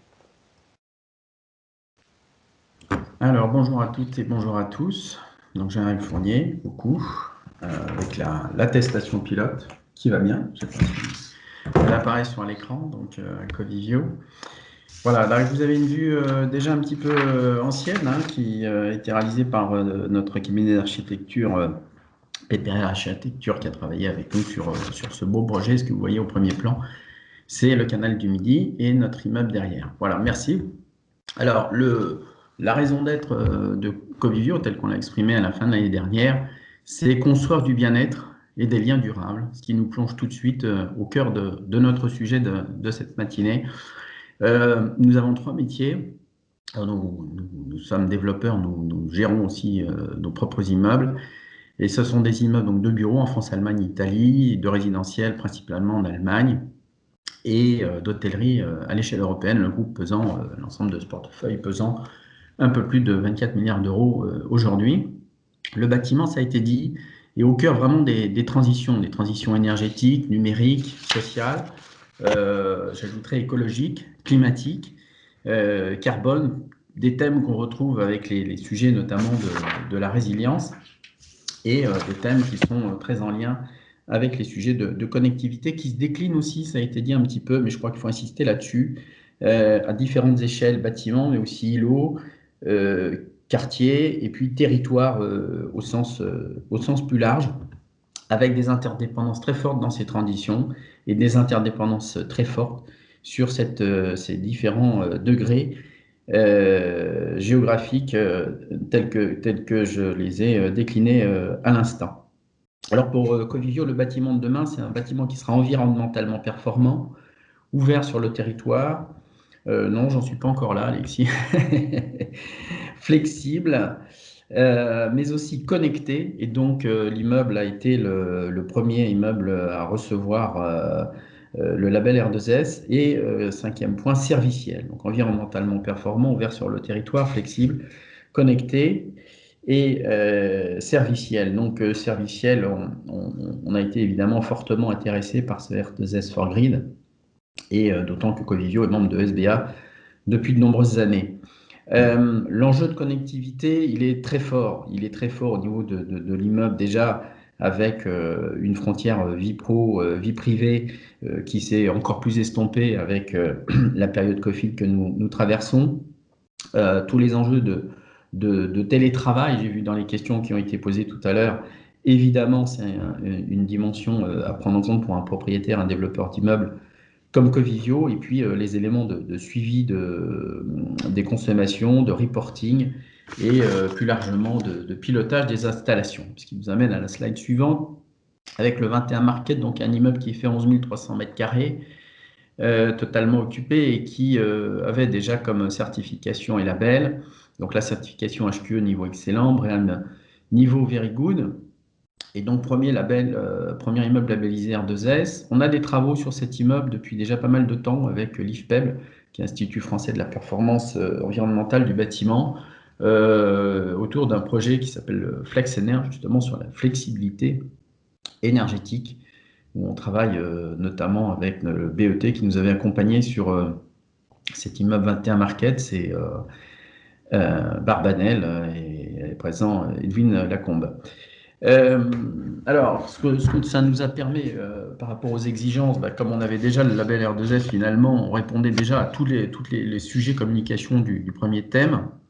On partait aussi avec un immeuble qui a un maillage compteur d'énergie très développé, un dispositif de supervision qui concerne en fait l'ensemble de nos immeubles multilocataires et qu'on a développé avec Deltador, un energy manager, et donc on avait déjà un suivi des performances au plus près, et c'est un immeuble aussi qui bénéficie des services d'Edenkia.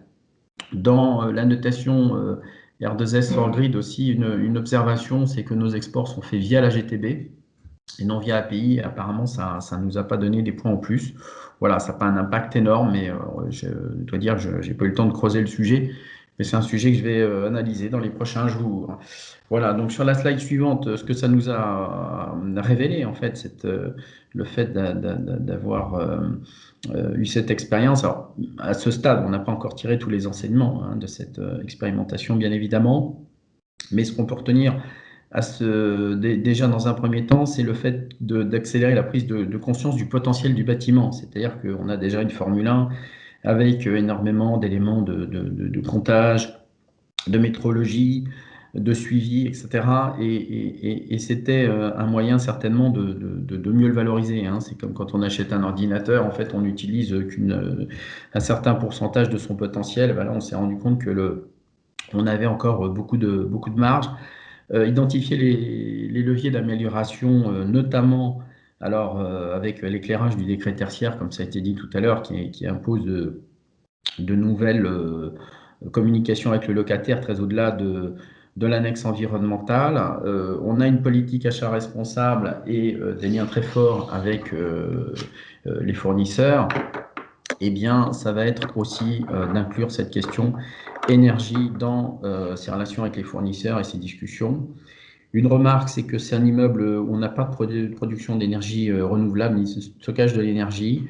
Bon, évidemment, ça, par rapport au label, ça fait quelques points au moins. Bon, on verra sur des opérations à venir. Alors, j'ai mis 2 opérations à venir où, de toute façon, on va aller vers le label R2S à minima. Donc, c'est la rue Jean Goujon. Vous voyez que c'est un immeuble classique haussmannien.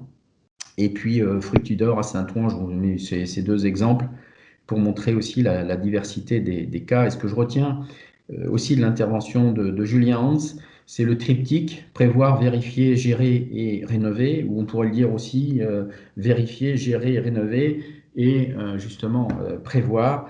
Et pour nous, l'anticipation dans le pilotage de nos immeubles est évidemment un challenge très important. Et évidemment, c'était un point crucial pour nous dans R2S for Green.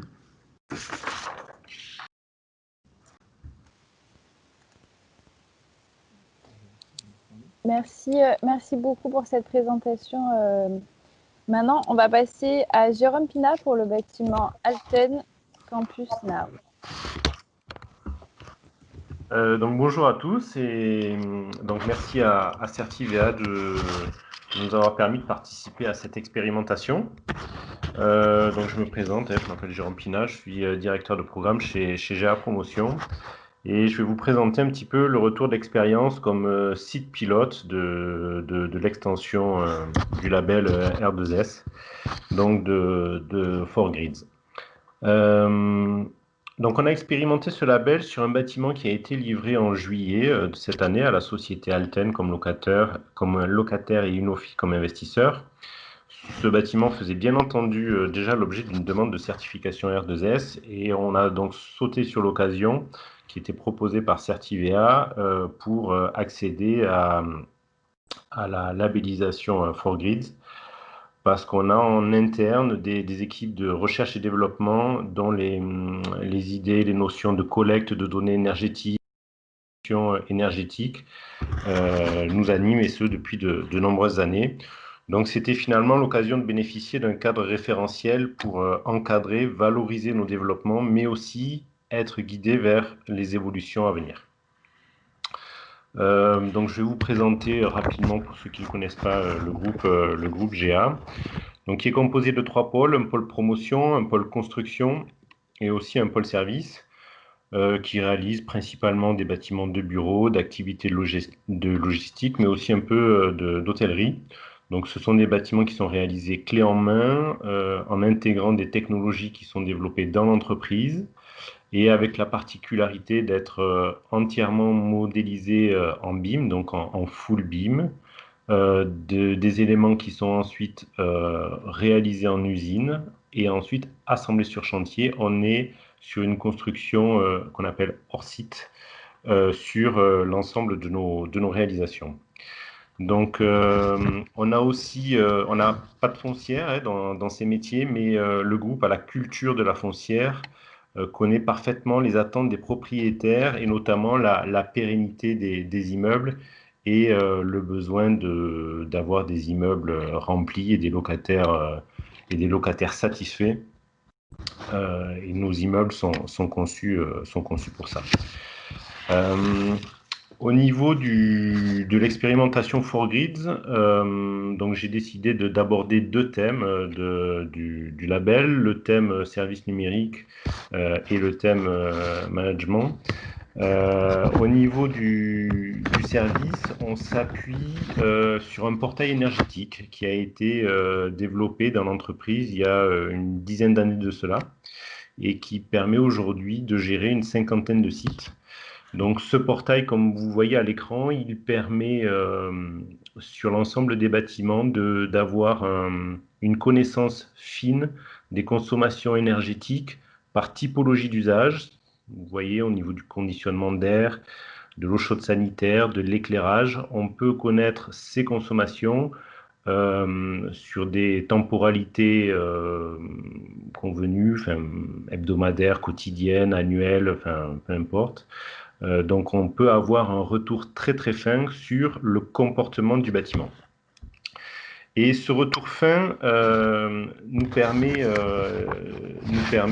d'accompagner l'utilisateur à la sobriété énergétique, c'est-à-dire de mesurer vraiment finement le comportement de son bâtiment, d'adapter les consignes qui sont données pour atteindre un niveau de performance très important.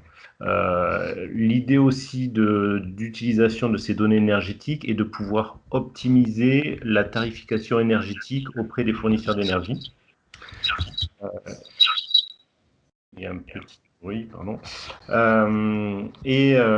L'ensemble de ces données permet de communiquer ces consommations énergétiques et de procéder, comme il était évoqué plus tôt dans cette présentation, un coaching énergétique. Alors un coaching énergétique qui peut être au niveau des utilisateurs, des collaborateurs, leur montrer concrètement quelles sont les consommations énergétiques par rapport à quel usage, de les sensibiliser. Mais aussi du coaching énergétique vis-à-vis de l'exploitant, vis-à-vis de l'utilisateur. Ça permet de réaliser un diagnostic de performance énergétique sur des données qui sont concrètes. Ça permet d'échanger entre le bailleur et puis le preneur, le locataire sur les consommations, de faire un point annuel sur le comportement du bâtiment. Bref, ces données nous permettent finalement d'avoir une vision très claire, très pragmatique, nous permettent de comparer le comportement du bâtiment avec les études qui ont été menées et ainsi d'améliorer au fur et à mesure les nouvelles opérations. Comme je le disais, on a un recul sur environ une cinquantaine de bâtiments, donc qui nous a permis au fil des années de bien améliorer notre conception.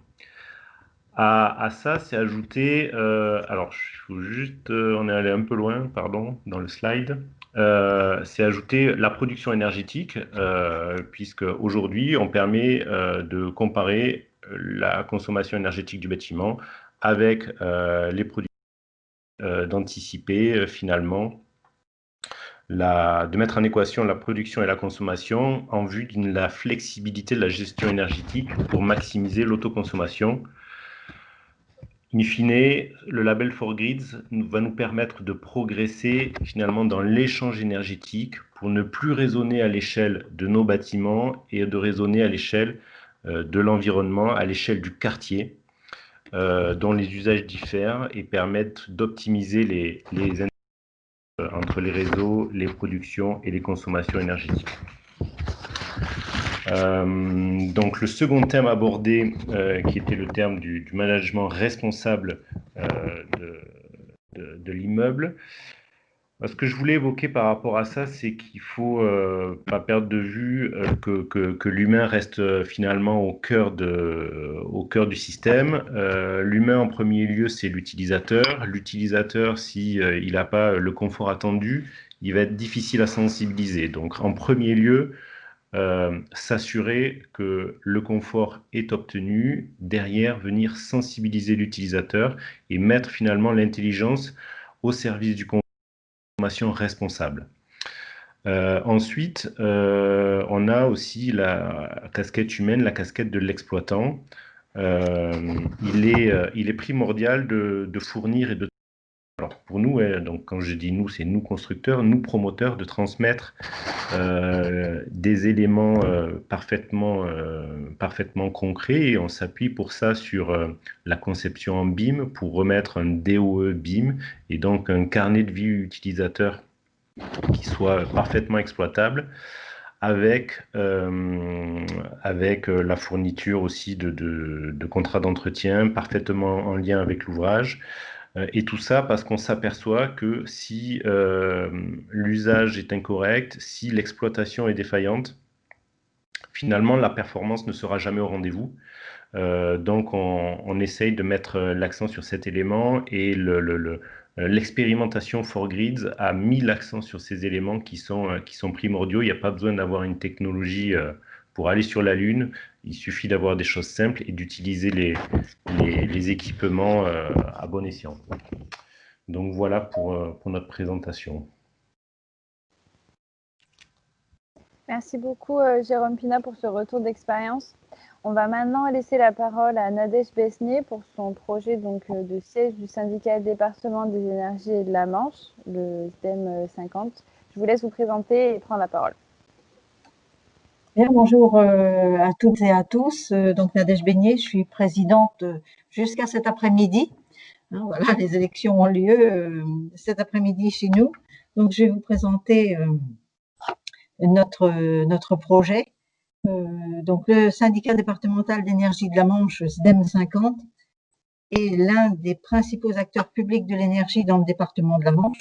Donc, comme beaucoup de syndicats, nous faisons de la distribution d'électricité et de gaz, des réseaux de chaleur, l'éclairage public, les bornes de recharge, du photovoltaïque, du bois à énergie, etc. Donc, collectivité locale en plein développement, le SDEM 50 a en projet la construction de son nouveau siège administratif.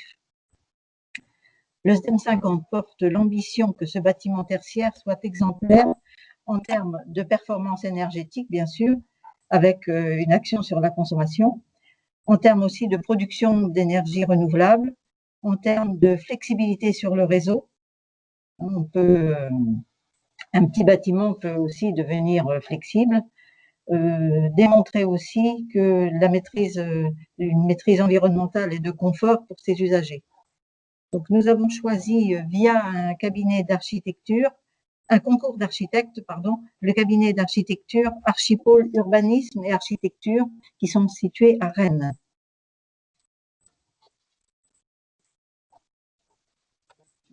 Bien, donc Michel Roux, moi je suis responsable donc, du pôle énergie au syndicat. Effectivement, pour nous, en fait, le ressenti de la démarche pilote, eh bien, c'était, en deux mots, c'était l'adéquation parfaite, puisque aujourd'hui, toujours en phase conception, et comme vous l'a expliqué Madame Besnier, le syndicat d'énergie est fort de conseil auprès de toutes ces collectivités adhérentes. Et en fait, au-delà du conseil, on voulait aussi montrer qu'on peut nous-mêmes transformer et en faire une action phare. Donc, on s'était déjà fixé l'utilisation du bâtiment au niveau E+, C-, avec un niveau E4, C2. Donc, en se fixant le niveau E4, ça veut bien dire qu'on s'était fixé des gros objectifs en termes d'énergie. Et en fait, quand on a eu connaissance, en fait, quand on a eu l'opportunité d'être pilote, en fait, pour R2S 4Grid, c'était pour nous, en fait, une vraie démarche structurée. Ça répondait vraiment, en fait, à nos ambitions, et ça permettait surtout un peu de bien cadrer, en fait, nos actions, puisque même si on avait, comme je le dis, beaucoup d'ambition, on aurait peut-être eu le risque de se disperser et d'être moins efficient. Et l'intérêt du label, c'est bien ça, c'est d'avoir en fait un panel de demandes à choisir et d'items qui vont un peu vraiment cadrer la démarche et emmener vers le résultat. Donc pour nous, si je devais conclure, la participation à la démarche pilote R2S 4Grid, c'est vraiment une véritable opportunité pour notre syndicat. Et ça nous permet d'exprimer, au travers d'actions structurées, la volonté de réaliser un bâtiment tertiaire exemplaire et reproductible. Et le mot reproductible, on insiste énormément dessus parce qu'on veut montrer à nos collectivités que c'est pas seulement les grands immeubles et les grands bâtiments dans les grandes métropoles qui doivent montrer l'exemple, mais que même dans des territoires comme les nôtres, à petite échelle, on peut montrer l'exemple. Et puis c'est surtout en fait avoir des bâtiments, et donc notamment celui-ci, qui aura la capacité à s'adapter aux futures évolutions numériques et énergétiques. Voilà. Et tout ça, bien sûr, en apportant un réel confort à nos usagers.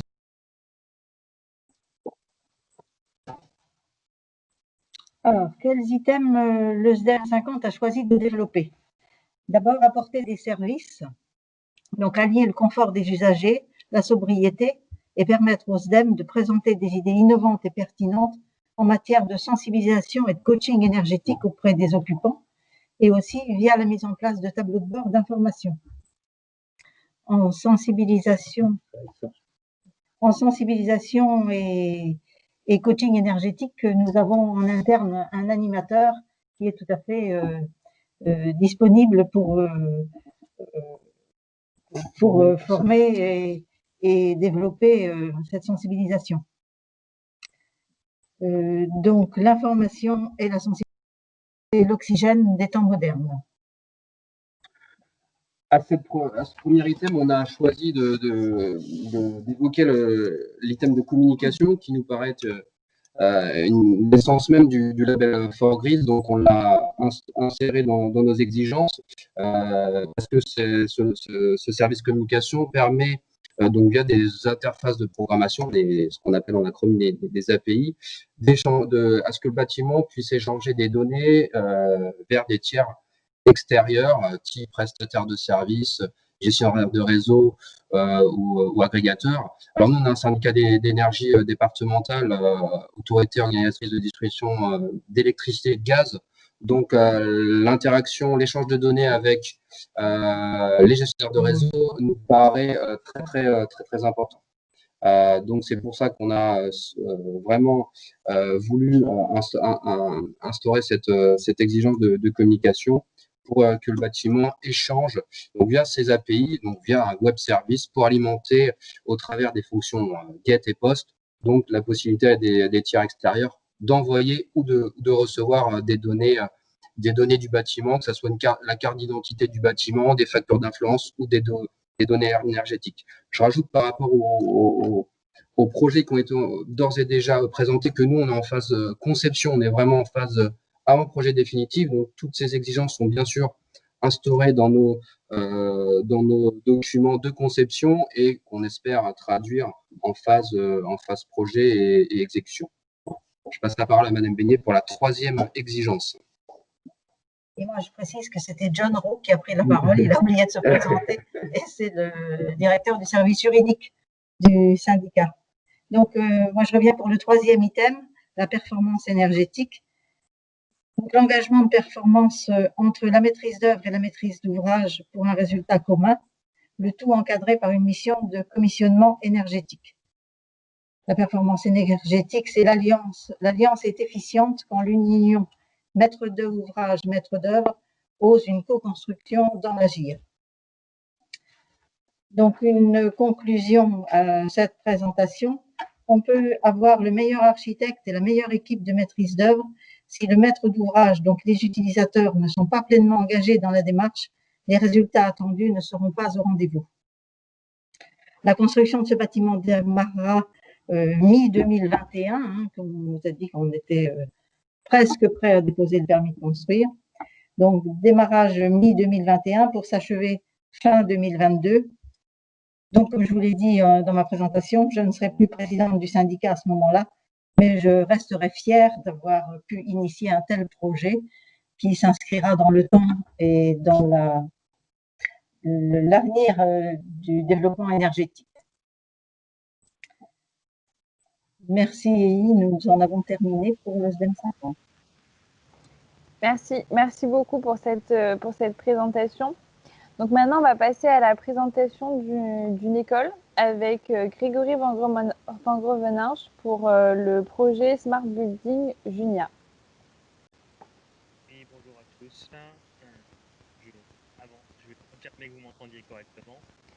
On vous entend un peu, mais c'est peut-être pas assez fort. Ok.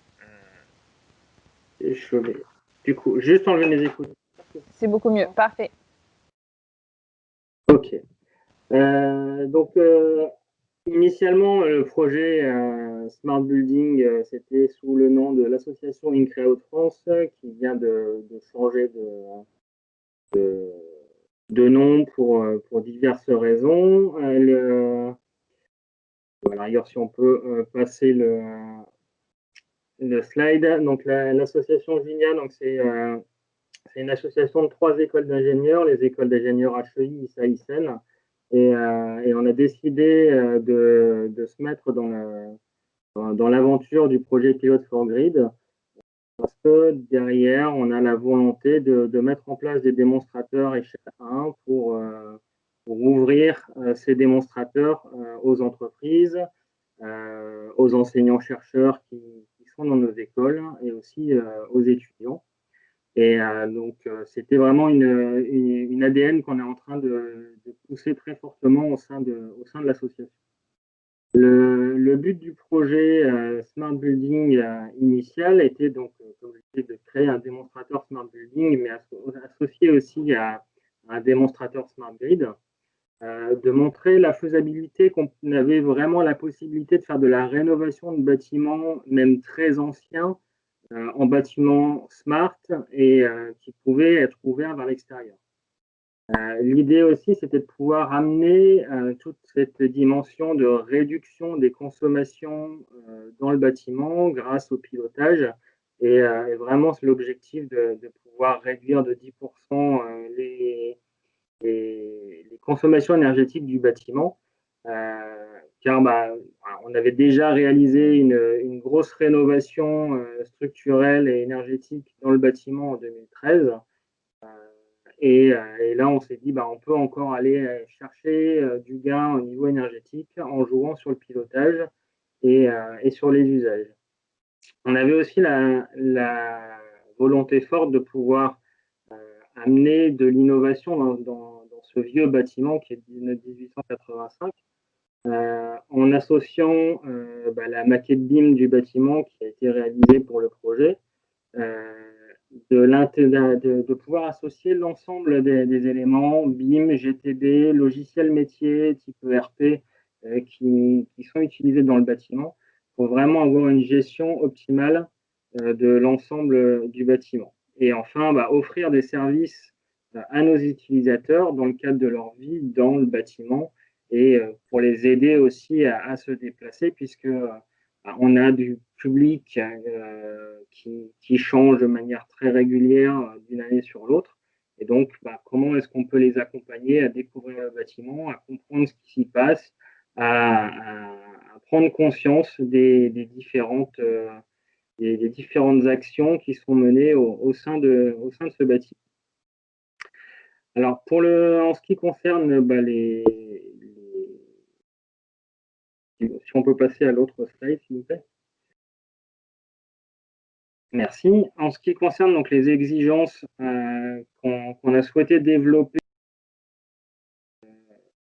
de cette présentation, donc il y a trois exigences qu'on a vraiment voulu mettre en avant, et c'était déjà la partie communication et le développement du réseau smart à l'intérieur de ce bâtiment. Et en fait, la colonne vertébrale de l'ensemble de la transmission des données du bâtiment. Et donc, du coup, la possibilité d'ouvrir l'ensemble de ces données vers l'extérieur, à direction de nos prestataires de services, par exemple, mais aussi d'applications autres qui seront disponibles.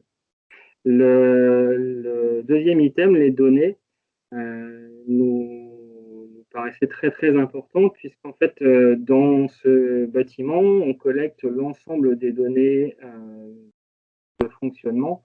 Donc, aussi bien tout ce qui est compteur énergétique, électricité, chauffage, ainsi de suite, mais aussi présence et occupation du bâtiment, et tous les facteurs d'influence permettant de pouvoir impacter cette consommation, les consommations énergétiques. Donc, c'était vraiment une partie qui était très, très importante pour nous. Le troisième item, le management responsable de l'énergie. En fait, dans notre bâtiment, on a souhaité en 2017 intégrer une production photovoltaïque qui est autoconsommée à 100% dans le bâtiment et qui nous permettait vraiment de pouvoir réduire l'impact énergétique, l'impact électrique de notre bâtiment sur le réseau, mais aussi la partie sensibilisation des usagers à leur environnement et comment est-ce qu'on pouvait les emmener vers une démarche plus responsable dans les prises en une prise de connaissance de leur impact dans le bâtiment. Et donc on a souhaité à travers ce projet aussi offrir du gaming énergétique à nos usagers pour qu'il y ait des challenges intergroupes pour qu'ils puissent essayer d'avoir un impact positif sur le bâtiment et donc du coup réduire ses consommations. L'organisation d'ateliers de sensibilisation a permis aussi d'aller plus loin vers cette démarche. Et on a souhaité aussi, grâce à nos sociologues qui sont en place dans le bâtiment, développer avec nos usagers des nudges pour dire de pouvoir favoriser l'utilisation des escaliers, par exemple, le fait d'éteindre son ordinateur, ses lumières, ainsi de suite dans le bâtiment. Donc l'opération ForGreen nous a vraiment permis de pouvoir nous structurer sur les attentes en matière de gestion de l'énergie et des communications au niveau et des données, pardon, ainsi qu'au niveau des différents types de services que souhaitaient avoir les usagers dans le bâtiment. Ce bâtiment est ouvert, comme je le disais tout à l'heure, à l'ensemble de notre écosystème, qui sont les étudiants, qui sont les enseignants-chercheurs ou les entreprises. Et donc, on essaie de répondre à leurs demandes et la labellisation ForGrid et R2S sur laquelle on est positionné en cours de certification nous permettra justement de répondre à toutes ces attentes. Je vous remercie.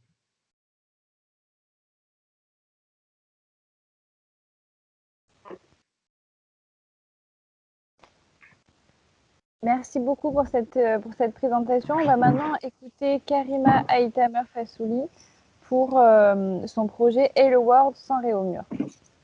Oui, vous m'entendez bien? Très bien, parfait. Oui, bonjour à tous. Alors, je me présente, je suis Karima Aïtamer, responsable développement durable au sein de Generali Real Estate France. Tout d'abord, je remercie Certivea de nous donner l'occasion de présenter nos opérations pilotes. Generali a proposé d'expérimenter le label ForGrid sur un immeuble de bureau actuellement en grosse rénovation dans Paris. Il s'agit du Hello World. Donc, alors, pardon, j'ai juste un souci. Voilà. Oui, vous pouvez passer à la slide d'après. Vous m'entendez? Allô? Oui, vous m'entendez? Oui, on vous entend. Il y a un petit peu de temps, en fait, à chaque fois qu'on passe les slides, mais ça va bientôt s'afficher. Ok, donc je peux continuer. Oui. Ok, d'accord. Donc, une présentation rapide du bâtiment. Hello World est un immeuble de bureau d'environ 14 000 m² de surface, situé dans le Silicon Sentier, dans le quartier central des affaires de Paris, et plus précisément au numéro 100 de la rue Réaumur. Le projet consiste en une rénovation lourde. L'objectif de Generali était de créer des bureaux dits prime, associés à de nombreux services sur les 2 niveaux de sous-sol et le niveau du rez-de-chaussée. Une des particularités de cet immeuble, c'est qu'il comprend un grand atrium qui reçoit de nombreux services, qui lui aussi a fait l'objet d'une restructuration. Quelques dates clés du projet. Le permis de construire a été obtenu en octobre 2018. Il y a eu un permis modificatif en avril 2019. Les travaux débutent là, au 3e trimestre 2020, et la livraison du bâtiment est prévue au 1er trimestre 2022. Je vous ai mis un petit aperçu de l'équipe projet. Alors, le maître d'ouvrage de l'opération est Generali Réaumur, représenté par Generali Real Estate. Nous sommes accompagnés par Constructa Urban Systems en qualité d'assistant à maîtrise d'ouvrage. Notre AMO Environnement et Connectivité est Green Affaires. Le cabinet d'architectes est Ori et Associés. Etudi et le bureau d'études techniques et Batscope, l'OPC de l'opération. En ce qui concerne le programme travaux, très rapidement, il s'agit là d'un complexe immobilier classé ERP première catégorie, pouvant accueillir un peu plus de 2400 personnes, avec un grand atrium et un hall d'entrée qui dessert plusieurs services au rez-de-chaussée et aux deux premiers sous-sols, d'où son classement en ERP première catégorie pour ces 3 niveaux. En superstructure, le bâtiment est composé de 7 niveaux organisés en plateaux de bureaux de haut standing. La dimension de chaque plateau peut aller jusqu'à 1700 mètres de surface. Le bâtiment est doté d'un rooftop accessible avec une vue dégagée sur Paris. Sur un volet un peu plus technique, le projet de rénovation inclut le remplacement de toutes les menuiseries, y compris celles de l'atrium, et la remise à neuf des installations techniques qui commençaient à être vieillissantes, et aussi une mise aux normes de toutes les circulations verticales, escaliers et ascenseurs, pour atteindre les nouveaux objectifs d'effectifs fixés par le projet, car vous le comprenez bien, la capacité d'accueil du bâtiment a augmenté. En termes de certification environnementale, il y a eu un engagement fort de Generali avec la mise en place de multiples certifications et labellisations. Le projet est actuellement en cours de certification BREEAM avec un niveau Very Good visé. À cette certification viennent s'ajouter 2 labels de connectivité, le WireScore avec un niveau Platinum déjà atteint en fin de conception, et le Ready to Service avec un niveau 2 étoiles qui est déjà également atteint en fin de conception. Il s'agit du premier immeuble labellisé R2S chez Generali. Avec les conseils de notre AMO Environnement qui est Green Affaires, nous nous sommes lancés dans la labellisation 4Grids en opération pilote. On a aussi un engagement fort pour le réemploi des matériaux qui est en phase avec notre position de membre fondateur de l'association Circolab. Et à la livraison, on ne s'arrêtera pas là. Nous enchaînerons sur des certifications en phase d'exploitation, notamment du HQ exploitation et une certification Dreamy News sur les axes bâtis. Et à l'issue de la première année d'exploitation, nous partirons sur des certifications en axe gestion et pourquoi pas des certifications en axe utilisateur si bien évidemment les preneurs sont partants. En ce qui concerne le label, l'extension 4Grids du R2S, on a mis en avant 3 grandes thématiques. Alors, pour l'exigence communication, le projet est doté actuellement d'un périmètre du réseau Smart qui englobe la GTB, la sûreté, la vidéoprotection, la vidéophonie et aussi la VDI au niveau de l'accueil. Des API communicantes en web service via les serveurs UTL ont été mises en place pour permettre aux utilisateurs d'avoir accès aux données et de développer des services variés, en fonction bien sûr du type de preneur qui sera dans l'immeuble. En ce qui concerne le volet service, on a mis en place une plateforme de suivi énergétique performante. Les interfaces de cette plateforme sont évolutives, ce qui va permettre d'adapter facilement le bâtiment aux besoins des usagers et à leurs outils technologiques, et ce qui leur permettra de développer des services futurs s'ils le souhaitent. Sur le volet performance énergétique, un commissionnement a été lancé sur les équipements techniques, chauffage, refroidissement, ventilation, éclairage ECS et plomberie, pour assurer un bâtiment performant et optimiser énergétiquement et l'optimiser énergétiquement, et aussi le rendre le plus fonctionnel possible lors de sa mise en service afin de faciliter son exploitation future. Il faut savoir que nous, actuellement, on ne connaît pas encore le preneur sur cette opération-là, et donc on essaye d'offrir tous les services, d'élargir le panel de services afin d'adapter plus facilement les besoins des futurs utilisateurs. Pour toute cette partie, commissionnement, 4Grids et engagement de connectivité, nous sommes entourés par des équipes qui sont spécialisées en commissionnement. Et sur l'ensemble des sujets de connectivité, ce point, je tiens à le préciser, c'est très important en fait d'être bien entouré et afin de pouvoir garantir une bonne exploitation future du bâtiment et produire, livrer un immeuble fonctionnel.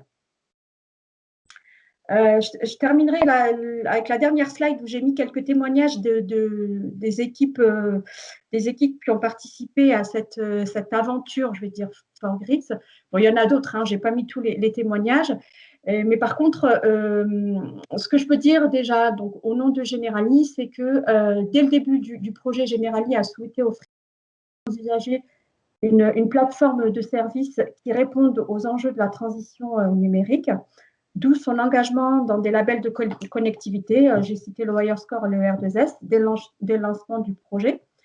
Il nous semblait tout naturel de proposer notre bâtiment en opération pilote 4Grids pour mettre en avant cette thématique énergie et aussi pour faire évaluer la gestion et la performance énergétique du bâtiment et ainsi la rendre des plus résilientes.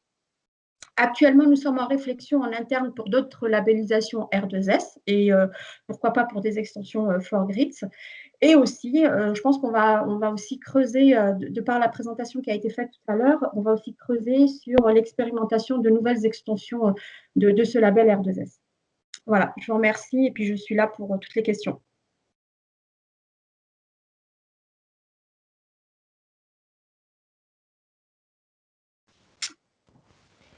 Oui, merci beaucoup pour cette présentation. Désolée, on a eu un petit problème au niveau de vos slides. Ça mettait très très longtemps à s'afficher. On est désolé. C'est pas grave. Vous m'avez bien entendu? Ah oui, très très bien. C'était parfait. Super, merci.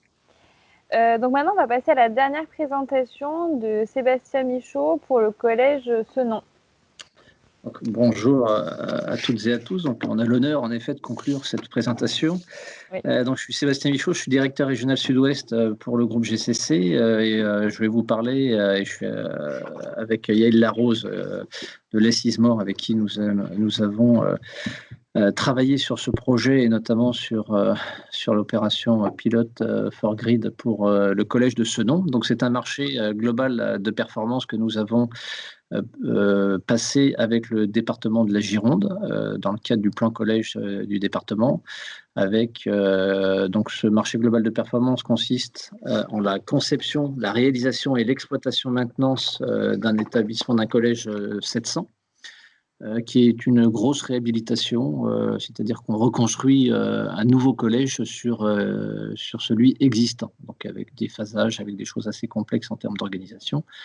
Mais le gros enjeu de ce projet était bien évidemment l'engagement de performance dans la durée auprès du département et l'utilisation d'un certain nombre de process innovants en matière de traitement d'air et de chauffage, donc l'utilisation de Windcatcher pour le traitement d'air et amener d'air neuf dans les salles, le renouvellement d'air, qui est un grand enjeu pour le département et pour la qualité de l'air dans les salles de cours, mais également des sujets sur le chauffage avec l'utilisation de radiateurs connectés, entre autres, pour les parties administration et logement de fonction. Donc, les interlocuteurs du projet, on va passer à la slide d'après. Les interlocuteurs, donc nos associés sur cette opération, donc le cabinet d'architecte Arthur, architecte. Juste un rappel, notre engagement en matière d'énergie et de carbone sur ce projet, on est E3+, C2-. Donc ça, c'est un engagement qu'on a pris nous, groupement,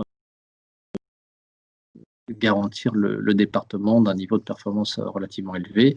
Donc, le cabinet Arthur en architecte, un bureau d'études fluides local Mat Ingénierie, l'ESISMOR, donc Yael, à qui je passerai la parole pour vous expliquer les systèmes mis en place en matière de bâtiments connectés, donc qui est en charge de la performance énergétique le bureau d'études environnement et le commissionnement, donc avec toute la phase accompagnement en phase d'exploitation également, un cuisiniste et un mainteneur avec Vinci Facilities, donc qui est bien évidemment associé dans toutes les phases, depuis la phase de conception jusqu'à l'exploitation maintenance.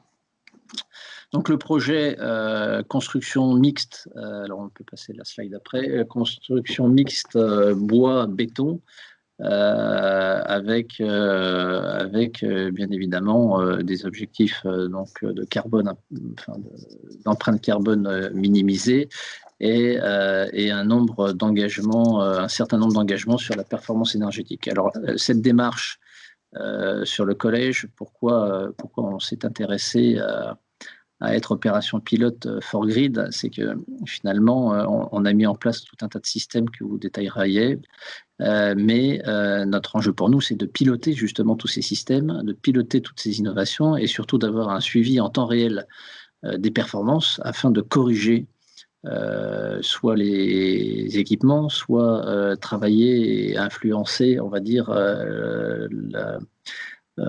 l'exploitation ou les utilisateurs de ce bâtiment. On a un volet pédagogique important à tenir auprès des équipes du département et des enseignants de l'établissement, parce qu'en effet, on doit accompagner l'utilisateur dans l'usage de ce bâtiment avec ces nouveaux outils et ces nouveaux systèmes de chauffage. Donc pour ça, on s'est dit finalement que être opération pilote pour cet étabbissement d'enseignement était pour nous un moyen finalement de structurer notre réflexion et d'avancer vers faire un grand gap pour progresser justement sur la maîtrise de ce bâtiment connecté. Donc je vais laisser Yael détailler les équipements et le sujet. Bonjour à tous, je vais vous expliquer un peu en détail, si on peut passer aux slides suivantes, comment nous on s'est intégré dans ce référentiel for grids. Alors, comme l'a dit Sébastien Michaud, nous les choix techniques sont arrivés bien avant.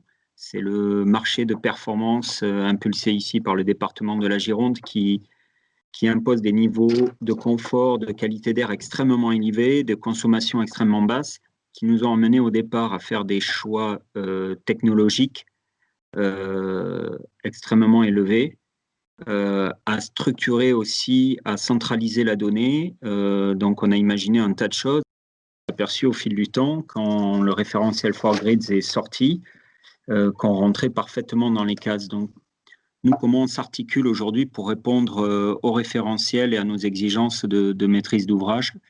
Au niveau des services, effectivement, il a fallu aujourd'hui donc on est encore en chantier, on a encore un peu de phasage, mais on suit déjà les premiers résultats. Donc ça, c'est quelque chose aussi qui est un peu nouveau, c'est comment on arrive à mettre en place une connectivité alors que le chantier n'est pas encore terminé. Donc aujourd'hui, les services, c'est qu'on va remonter en temps réel la situation énergétique et de confort du collège. On va remonter aujourd'hui pas loin de 600 données en continu relatives aux températures, relatives au CO2. Alors, on parle de choses bien avant les conditions sanitaires du Covid. Le département avait anticipé ces problématiques, alors pas le Covid bien sûr, mais les problématiques de qualité d'air dans l'enseignement en général. Et on va remonter toute la performance énergétique. Donc, le gros du travail a été de structurer la donnée, de l'absorber, de la structurer. Au niveau des services, l'analyse de la performance et l'accompagnement des usages pour réduire les consommations, comme ça a été dit, il y a un vrai suivi qui est opéré entre un groupement qui a assuré la conception, qui fait aujourd'hui la réalisation et l'exploitation. On a une responsabilité de transmettre aujourd'hui la performance et les équipements qu'on a conçus. Donc, il y a un tas d'ateliers de formation qui sont faits avec les utilisateurs à différentes échelles, notamment aussi on va travailler avec les élèves pour les sensibiliser à tous ces sujets, et on va être capable, avec le for grids, de faire de la sensibilisation à partir d'outils connectés et d'applications énergétiques. Donc ça, c'est assez intéressant. La communication, donc tout est bâti autour d'un réseau smart qui assure tout le suivi, donc confort, performance énergétique et qualité de l'air. On retrouve ici l'ensemble des données intégrantes des élèves et des salles de classe en général. Tout transite par des données, par des API. On a centralisé les références de matériel, communication qui soit la plus fluide possible. Et puis un peu le cœur, la tour de contrôle de notre collège, l'application énergétique Symbiose aujourd'hui, qui va centraliser la donnée et nous permettre de voir comment tout ça fonctionne et rentrer dans le tunnel de notre programme. Les données que l'on remonte aujourd'hui, tout ce qui est comptage, sous-comptage, un ensemble de capteurs, également du présentiel. Il y a une volonté aujourd'hui des maîtrises d'ouvrage publics d'essayer de mutualiser leurs locaux. C'est pour ça qu'on a mis en place tout un système d'occupation-inoccupation des salles de classe qui permet de suivre en temps réel les salles disponibles, de les mettre à disposition. Donc là, on est vraiment dans la flexibilité et on se projette dans les années à venir pour rendre le bâtiment ouvrable sur l'extérieur également. Toutes les mesures de facteurs d'influence. Dans les cellules performance énergétique, notre contrat aujourd'hui est sur 3 ans. Donc, pour arriver à un résultat sur 3 ans, on a mis en place un tas de démarches qualité, qu'elles soient en conception, avec des études spécifiques, des protocoles IPMVP, et puis derrière également en réalisation, commissionnement et rétro-commissionnement sur les 3 ans pour assurer un gros suivi qualité. Et pour finir, le gros volet formation qui va arriver là, dans les prochains mois d'ailleurs, je l'ai dit, avec les élèves, les utilisateurs. On va les sensibiliser, leur montrer combien consomment leur collège, les intégrer à l'amélioration de cette performance. Et pour ça, on a mis tous les outils nécessaires et pour vulgariser aussi l'information qui est un élément primordial, je pense, de la connectivité du ForGrids. Merci. Voilà pour notre présentation.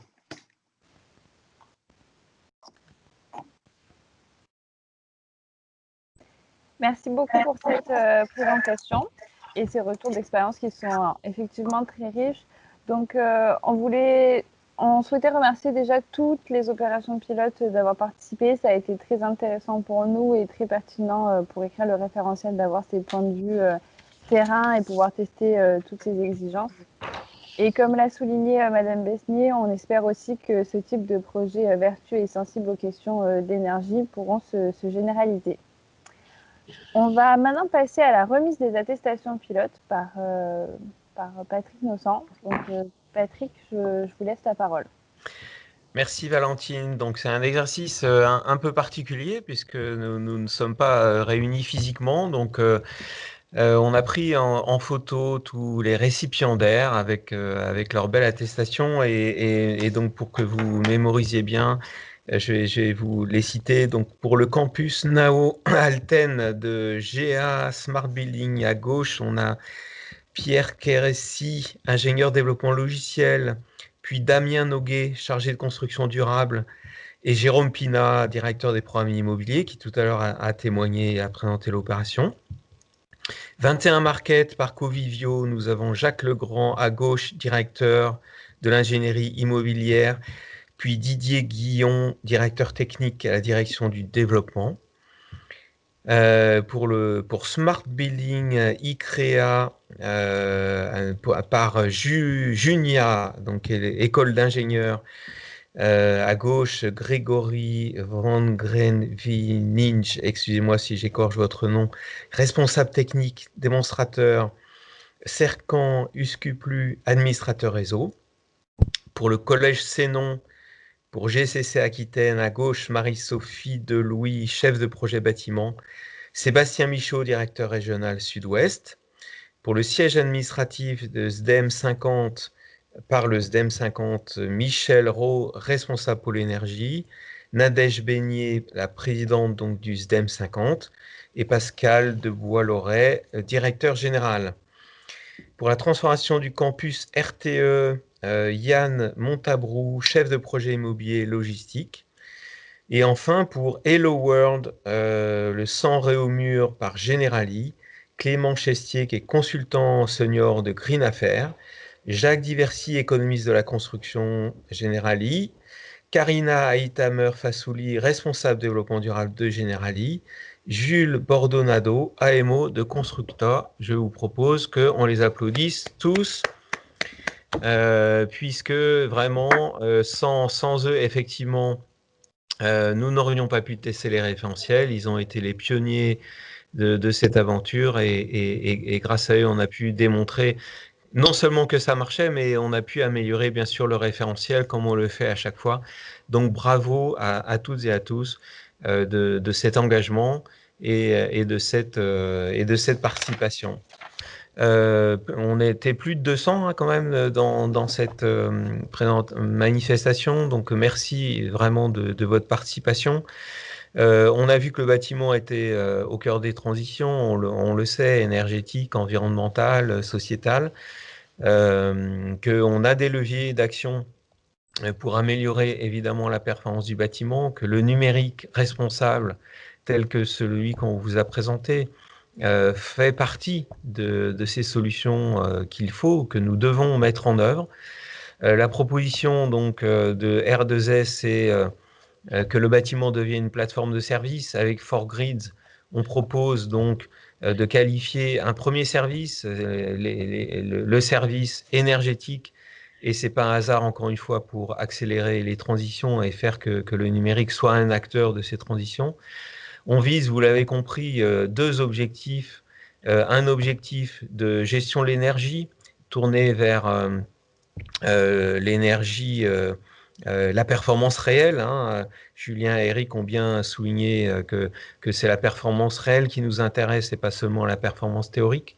Et que pour ça, donc, j'ai noté le triptyque prévoir, évaluer, réagir. Ça a été repris par plusieurs. Je ne sais pas dans quel sens il faut le prendre, mais ça ressemble tout à fait à une boucle d'amélioration qui effectivement permet non seulement de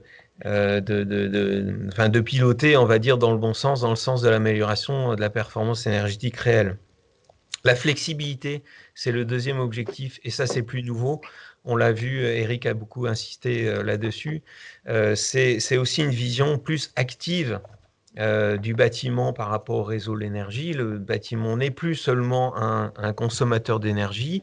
Avec les ENR, le bâtiment produit aussi de l'énergie, mais aussi il consomme, il peut, grâce à la flexibilité, s'adapter aux besoins et aux possibilités du réseau, échanger avec ses voisins. Et ça, c'est vraiment une vision complètement nouvelle qui révolutionne finalement la vision un peu traditionnelle qu'on peut avoir des réseaux et du bâtiment comme simplement consommateur d'énergie. On a vu aussi que l'humain restait au cœur du dispositif. Bien sûr, on a parlé de la maîtrise d'ouvrage et de la maîtrise d'œuvre autour de la dernière question. C'est évident. On a parlé des gestionnaires qui doivent piloter les installations et qui, avec le numérique, ont des leviers d'action qui sont nouveaux. Et puis, on a parlé de l'utilisateur. Il ne faut pas oublier que c'est l'utilisateur qui sera un des premiers bénéficiaires de cette démarche. À la fois, bien sûr, pour avoir une continuité de service numérique, on a parlé de confort, on a parlé aussi que l'utilisateur devait être un des acteurs de la consommation responsable et que voilà, un bâtiment intelligent, ça ne veut pas dire des utilisateurs passifs. Un bâtiment intelligent, ça peut aussi donner des leviers d'action aux utilisateurs pour qu'ils deviennent actifs. Donc ça replace la technologie hein, à sa juste place. La technologie est nécessaire, bien sûr, mais on a parlé d'une technologie utile, d'une technologie aussi dimensionnée comme il faut et pas surabondante de façon à être responsable. Voilà, donc les opérations pilotes ont montré que R2S 4Grid, ça marche, ça apporte des bénéfices. Bien sûr, on a encore du chemin collectivement à faire pour que tout soit interconnecté, maillé, mais on a vu que ça fonctionnait, donc on vous encourage évidemment à y aller.